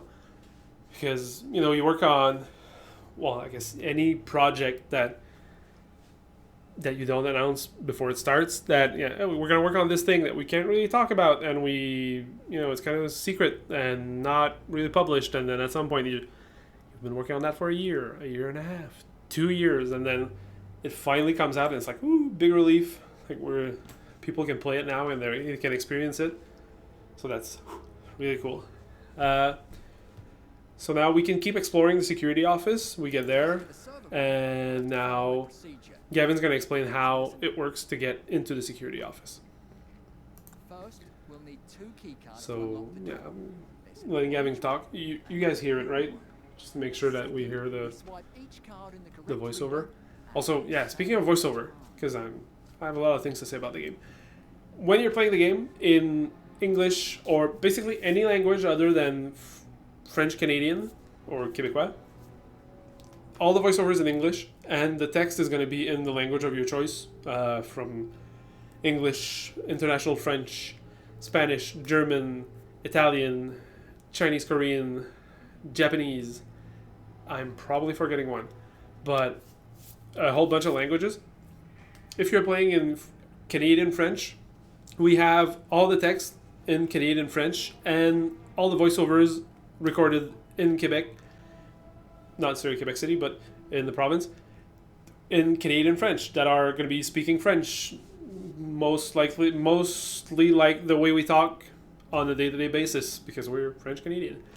So that, I think that adds a little fun touch, because basically we're proud to be French Canadian, and that adds some flavor to the game. If you don't speak any French, you're probably going to have a hard time listening to it, just understanding what's going on. But I think it's a fun listen still, because the voice actors are really good, are really talented, both the English team and the French team. They're all in the credits, by the way. Well worth having a look at if you're in the main menu. And it's its own art form, basically making characters come to life based on just lines of text that you're reading into a mic, and then doing like 1,000 lines in a day. But it's really cool to just like have these characters, these voices that you can hear throughout the game that are talking to each other, and it came out really well. So now we are in the security office. Gavin's pretty hurt, but okay. So let's go look at the desk. We have in the game, we have the exploration rooms, like we were into a couple seconds ago. And we have the close-up views of, let's say, of different objects. So in this case, we're looking at the desk. We saw the drain earlier. We saw, which ones did we see so far? That's probably the drain and the desk. But we have a bunch of them throughout the game, where you can close up onto an object or space in the room and interact with different objects. In this case, like its own other little exploration room. Oh, nice. Probably Seb Gosselin. Hey, Zeph. To complete the game, as I was saying a couple hours ago, probably 12 to 15 hours. This, if depending on how quickly you solve the puzzles, if you have to fiddle a bit, or if you're skipping all the text and dialogue, it's going to be quicker, because there's a lot of chit-chat between the characters and plot development that goes through dialogues. So if you just skip that, then you're missing out. But 12 to 15 hours, I think, would be probably a good estimate of how much time you're going to spend in the game. So it's a full experience from start to finish. Also, there's no like microtransactions or all that crap. So it's like its own thing. You buy it, you get the whole thing. It's an experience that starts and has an end, and has a full plot the whole way. And thanks for being here, by the way. So we have all of this stuff over here that we can interact with. Let's examine the documents. So there's a new procedure to access the server room. So, okay, we can pick it up. Now there's this whole thing. It's some like business office chit-chat about having the procedure to enter the server room. Awesome. Yeah, it's probably going to tide you over until the raids start again. Well, maybe not the whole way, but it's going to occupy a couple of nights, I think. Because I'm in this situation as well. Because we're in the same raid guild in WoW. Okay, so Gavin's going to grab the document. And now we found another keycard. So we have this. Okay, this looks like one of the server room keycards. So let's pick it up. It's the blue server room keycard. And thanks everybody for being here, by the way. It's awesome to have people to chat with. Feel free to ask questions, say hi, comments, respectful. And it's been going great so far. Didn't have to kick anyone out. But yeah, just like if you want to talk about the game, if you want to talk how the game works, some of the systems, the depth about the characters, or a lot of stuff. Hey Olivier, awesome. Thanks for being here. It's great to have you, somebody that worked on the team. So that's awesome. So yeah, let's. Okay, I think we can exit this part because now we're gonna go into the server room. let's look at the inventories because we have 2 key cards that we have to swipe.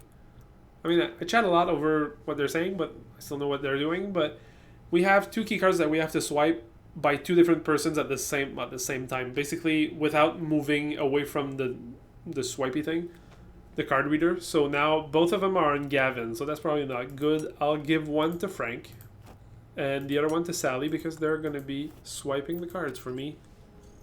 So now Frank is going to cost some action points. So I'll end the turn to make sure that everybody has action points to be able to go into the server room.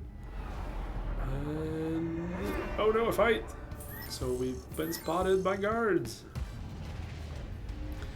And yeah, it's awesome that people are here to celebrate with us because the game is available now on Steam.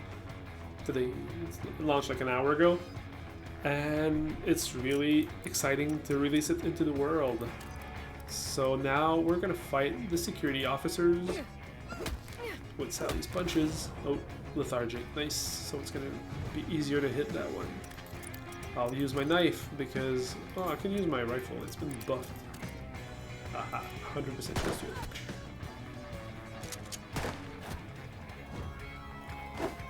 And now, oh no, Gavin's it's in a bad situation. Close tutorial and attack. I'll have to heal Gavin now. He's at 24 health, and I'll give him a little boost to 48. Okay. He's gonna be able to take one more hit at least. And then slash that guard. Oh, almost dead. And then I can finish off the guard. And then hopefully, yes, the evasive debuff is gone. So I'll be able to attack her with probably no misses. And then slash crit.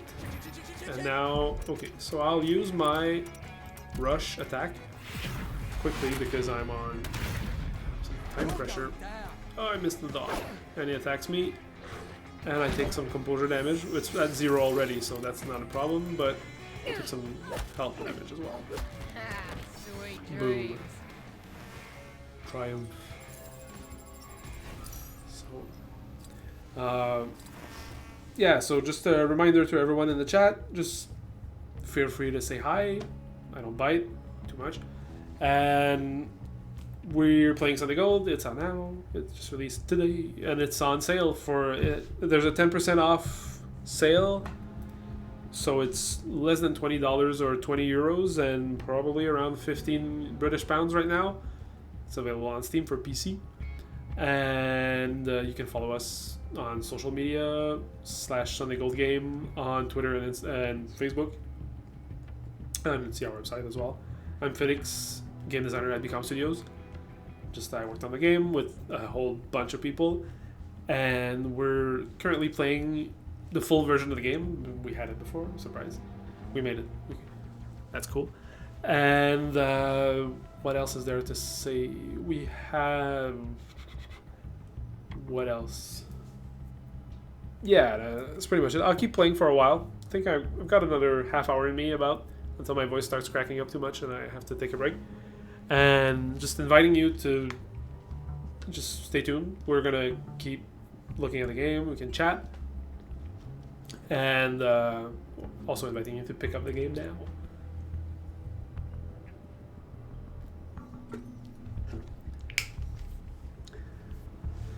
So, what do we do at this point? So we're gonna swipe the cards.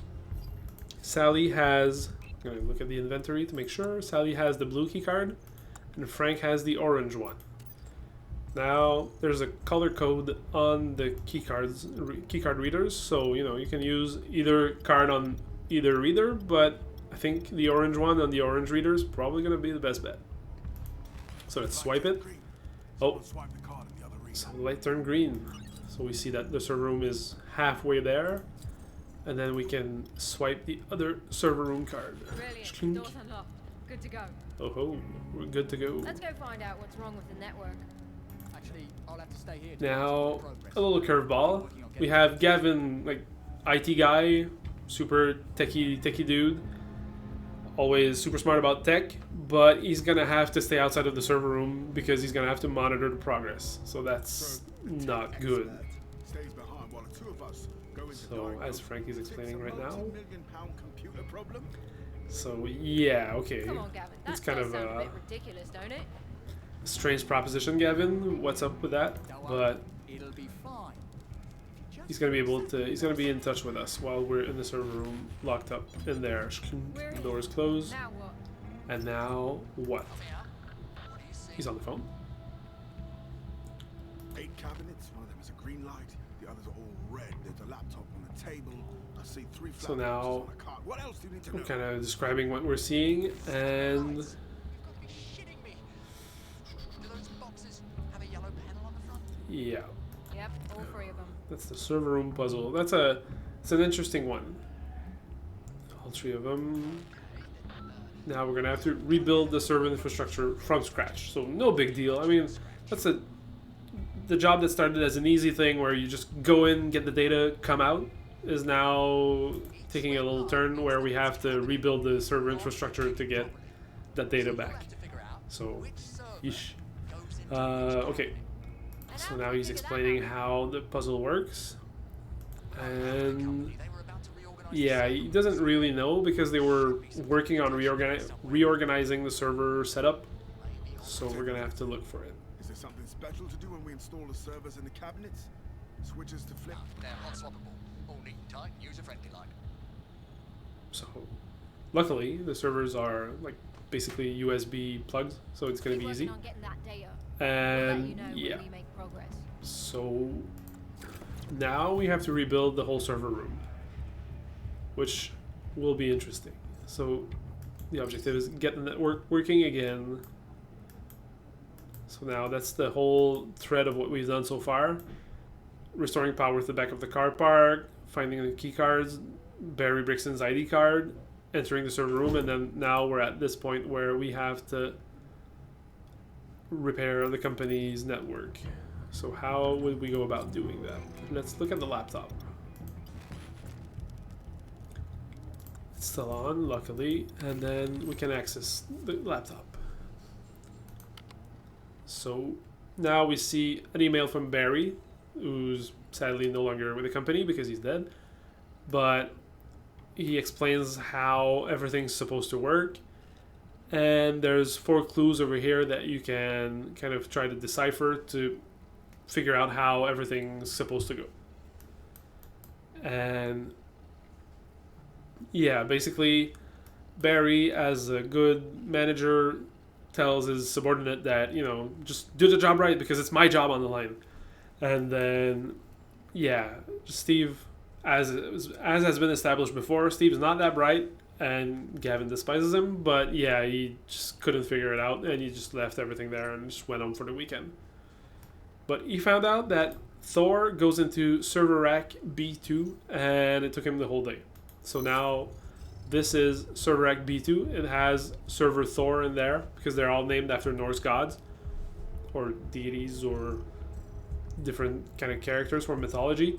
So now we know that this one is good because it has a green light, and we have to kind of figure out where everything else goes, because right now Freya's in B3 and it's not good, and the light is red, and Balder is in B1 and the light is red.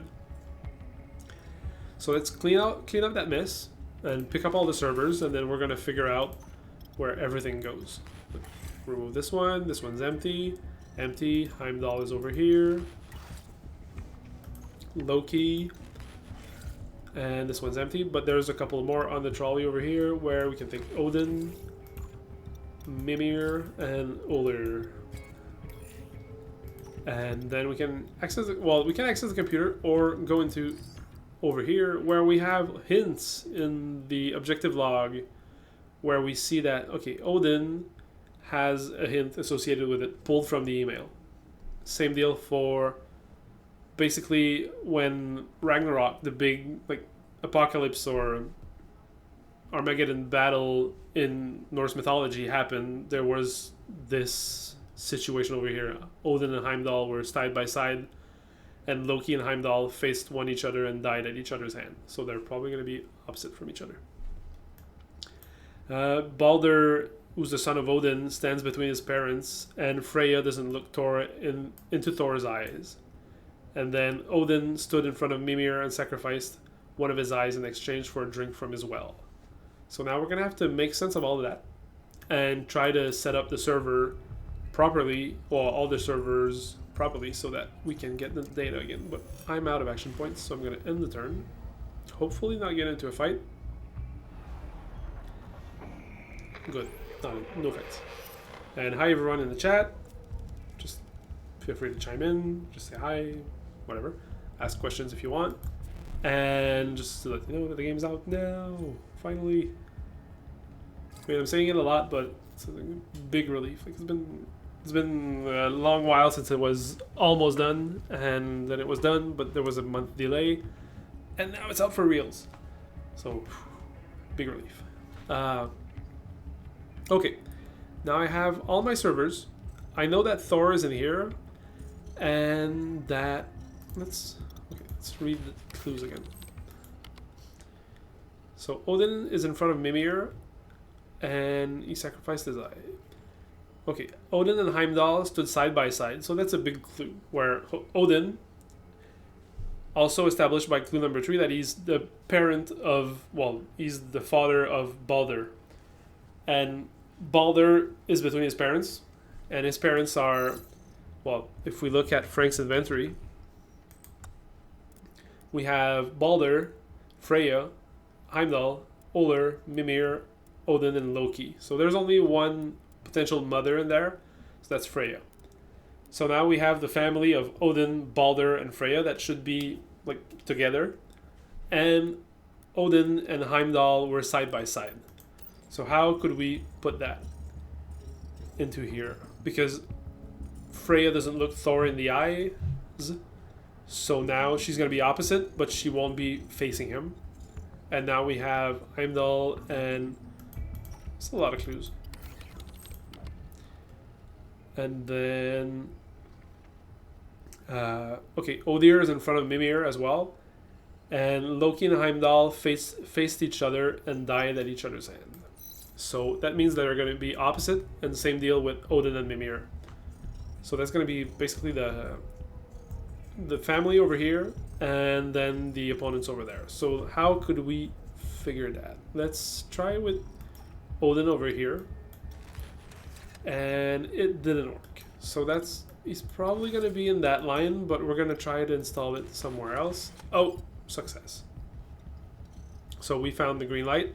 Odin is placed here, and now we have the clue that basically Odin, his son Balder, and Freya are side by side, like all three of them together, so there's no room for the whole family over here, so it's going to be this way. And Balder is between his parents, so we're going to put him here. Success. And Freya, the mother, over here. So looking at the hints again, because my memory is what it is. Odin and Heimdall are side by side, so we're going to have Heimdall over here. So this whole row is working. Then who's in front of Heimdall? Okay, Odin is in front of Mimir, and then Loki and Heimdall are facing each other. So this is going to be Loki. This is going to be Mimir. And basically nobody talked about Uller, and he's going to be by himself in the fourth one. Poof. And it worked. I mean, Okay, the last I've done light it is before. green. I think we're But done. now the light's green, we're good. Gavin? And then Gavin, what's up? The network is coming back to life. Once it's online, I'll I find don't the want to files talk and too much start over the the characters because it's worth hearing the characters. Also, speaking of voices of the characters, all the audio in the game, just the mixing, and now we hear Gavin on the phone, so that's like a little filter over to make it sound slightly different. That's all awesome work done by the gang at PVL.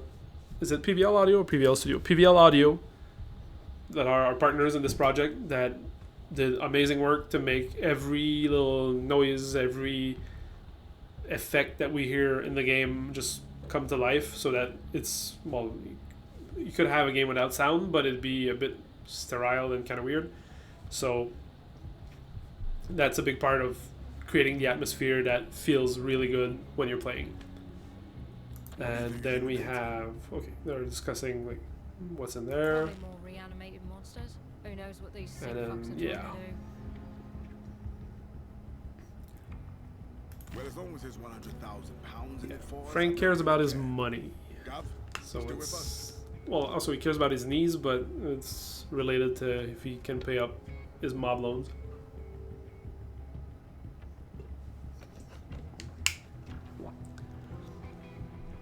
Yes, still So here. But there is a... there's a problem again. What kind of problem exactly? Frank is not happy about that, but he's not super pissed yet. There's nothing left. The files were deleted from the network drive. And the files are gone. Seriously? That's not good. Looks that way. I'm still looking, but so far nothing. So now we've got another problem because not only are the files not there, but we're trapped in the server room right now, and the intruder alert went off. So that's not a good sign. Alert. Intruder neutralization protocol initiated. Gav, what's happening now? And panic. You better be doing something to get us out of here. And turn off that Panic, fucking alarm. because something is wrong. Almost there. Hold tight. Oh, don't worry. We're not going anywhere. Because they're trapped. So you know they're not going. You know they're not going anywhere. Well, maybe worry a little.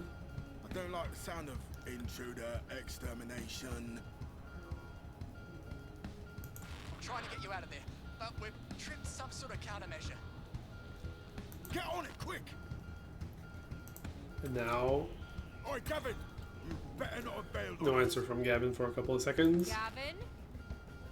They're getting worried. Gavin? Where the fuck are you? I'm still Worried and here. pissed. And, you know, he's trying to do his thing.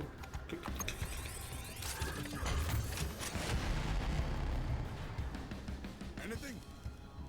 And now we have triggered automated defenses, so that's not a good sign. Neutralization protocol engaged. Intruder neutralization protocol. Oh, shite.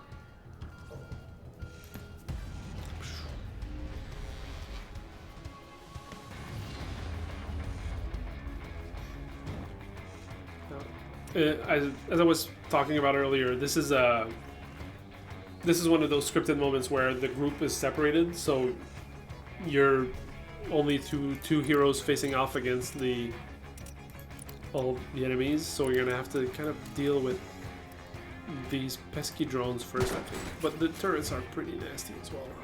Hopefully, oh, I can use my EMP grenade because use them while you have them. So boom, stun everybody. So that's gonna help me a lot because I'll be able to, I think, finish off the drones soon. Yeah, I'll be able to punch him to death. Gotcha. Done.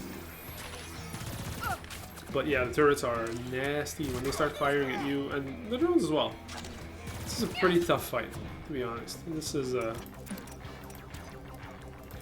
bit of a not a blocker, but it's a challenging one. Punch the drone. Ah, no, I missed. Oh. Not good. Eesh, it's risky, but I'll try to finish off the drone. We'll see how that goes. Oh yes. Now Sally has, I thought she had good painkillers, but she's going to use these painkillers on Frank to give him back a little health. And hopefully he won't get targeted twice. Oh, he's a dodgy one. So he missed. The turret missed, and now I can try to take... Oof, that's going to be a rough one. So brass knuckles go. Oh yeah, double punch. Is that all you got? Use more painkillers because I want to stay alive. Absolutely. And now we can see that when you're injured, there's some blood on the screen. So Sally's not as injured as Frank, so the blood isn't all there. Finish this one. But you see on their portraits that now they're pretty bloody and they can get worse when they get more injured. Like Sally got more injuries on her portrait now. Face strike maybe?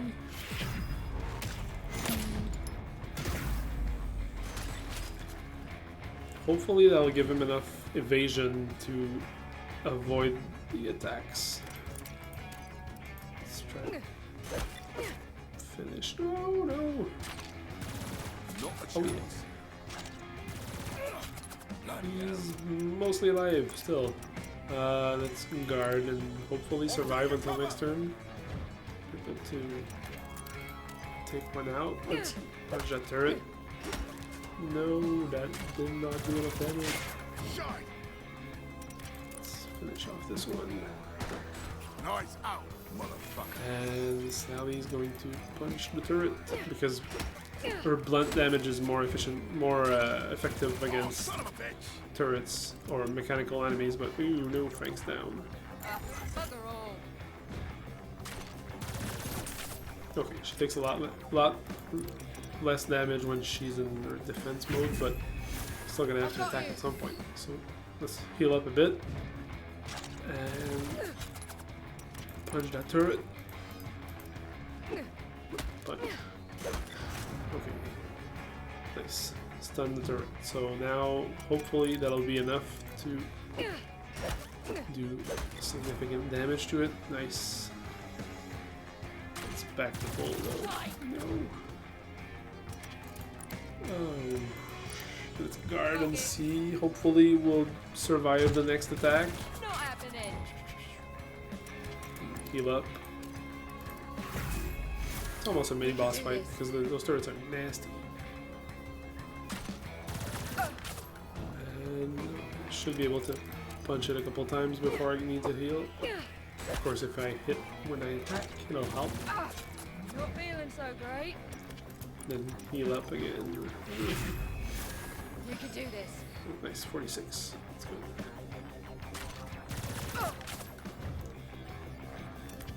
Punch that turret. Okay, stun. Nice. Let's guard to restore some action points and then finish off the turret. 8 damage. Okay, this is infuriating. 97% 97% chance. Yes, Sally clutches it for the win. Nice. Now Frank's eliminated, but he's wounded for a while. But he comes back after the fight. So if a hero goes down during a fight, you can heal them up with adrenaline or Sally's revivability that unlocks a bit later. But when you win the fight, the characters that were down are going to come back up with 1 hit point. So now they're super stoked about Gavin being late to fix the problem. But the problem is fixed, so everything's back, hopefully. And the files aren't gone. And there That's are no no good. backups or ways to get it back. We kind of need that fucking data. So what now? Of employee private information on the network. Gavin wants to just sell stuff to spammers, so that's Spam bots. We no. need what you Suppose we could go to Kenny's penthouse office. Get his personal computer. Back to the offices then. So let's go back to the offices to upgrade Barry's ID card. So, just a reminder to everyone in the chat that the game is available now. I feel like a broken record now, but yeah, the game's available now. It's finally out. So there's still some stress, but it's not the anticipation stress. It's just like, is it going to work stress? Hopefully people like it enough to pick it up. And I think it's well worth picking up because it's a fun ride. Sort of, I describe it as sort of like a heist thriller movie where you're infiltrating places that you shouldn't be. You're finding out some pretty weird, strange stuff that makes me kind of not want to play all that much more right now to not spoil anything. So kind of feel like I'm going to chat for the next 10 minutes and then probably just wrap it up. But yeah, we've seen some stuff so far. We've seen more than we showed in previous streams. And also we had some really fun chats with people. So that's cool. And just have a look at it. If you like it, leave a review. If you don't, leave a review as well if you want. I'm not going to force you not to. But like, yeah. It's a fun ride. There's some cool interactions. There's some cool dialogue. You have some achievements that are tied to different things that you can do in the game.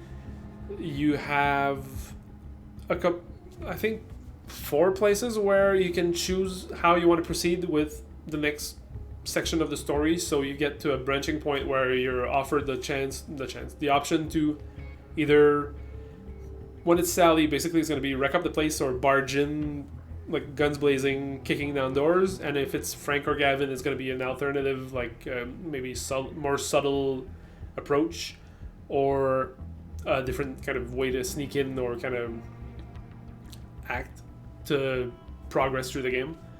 So you're gonna have these moments where you have 2 branches that you can choose from, and that creates different situations. It's gonna affect how some elements from later on in the game play out. So if you replay the game, you can choose the other path and then see how it feels, how it goes, how it plays. And you have these moments of narrative development with some evil characters, like we've seen Kenny Hogan so far, but he gets a lot worse as the game goes. And you've kind of discovered this kind of warped, let's say, crappy world, but fun, but not a world I want to live in. And all this universe that the game lives in, that has this story, and it's all the little lore bits that we have or left and right in the game. So you can, if you discover everything, there's no trophy or anything. You don't have to.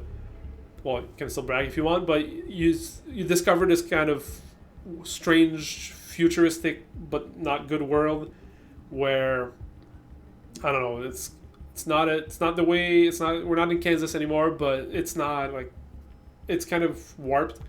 And there's this fun kind of discovery element to it, to just like, hey, all this lore, all these things, how do they work together? How does a little hint that we put somewhere work out into, oh, this is this thing that exists in the world? I don't want to spoil anything, so that's probably why I'm going to stop playing the game in a couple of minutes, but just don't want to kind of reveal too much and then spoil the surprise for people that play. So I think we're in a good place right now where everybody's kind of hurt and staggering in place. But yeah, I think just a conclusion. I don't want to read the credits again, but it's the work of a whole lot of really talented, like all these people that are in the credits. Basically, I just transcribed the credits before the stream, but that's a whole list of awesome, talented artists and developers that are still artists, but people that made the game possible to just come to life. I don't want to speak too close to me. That made the game come to life based on concept art that we got, based on ideas that we built off that concept art, then based on mechanics that we thought of, and tried to put all that together and make it something that worked. And then we gave that to a bunch of super talented people that made the visuals, that made the animation, that made all the code that makes all of that function, and then wrapped it up in some cool voiceover, some audio, audio effects, but also music and visual effects as well, because all these, when we see the screens flicker a bit, that's some slight visual effects. They're not they're nice, but they're not the most impressive visual effects ever. But when we see in combat, you punch a robot, there's some sparks that fly out, or you slice somebody up with a knife, you see blood splatter. You have the action shots, all the comic book aesthetic that we baked into everything, where the characters have this kind of style to them, and the environments have as well, where it's just this whole universe that we built. So yeah, I think that's as good a time as any, because my voice is just crapping out on me. And I think we've explored the whole thing. Just inviting you all to go have a look. Just pick it up. It's not that expensive on Steam. It's like a movie ticket and a half. So movie ticket and a big popcorn, you're going to be... You got to spend more than on the game, and you're going to get like 12-15 hours out of the game. And I think that's probably it for me today. Just a reminder that... what else? I think that's pretty much it. I mean, it's out finally. it's worth celebrating. And a big thanks to everybody that was in the chat, everybody that did anything related to the game at all throughout the 2.5, 3 years that it was either an active project or just being worked on as a concept.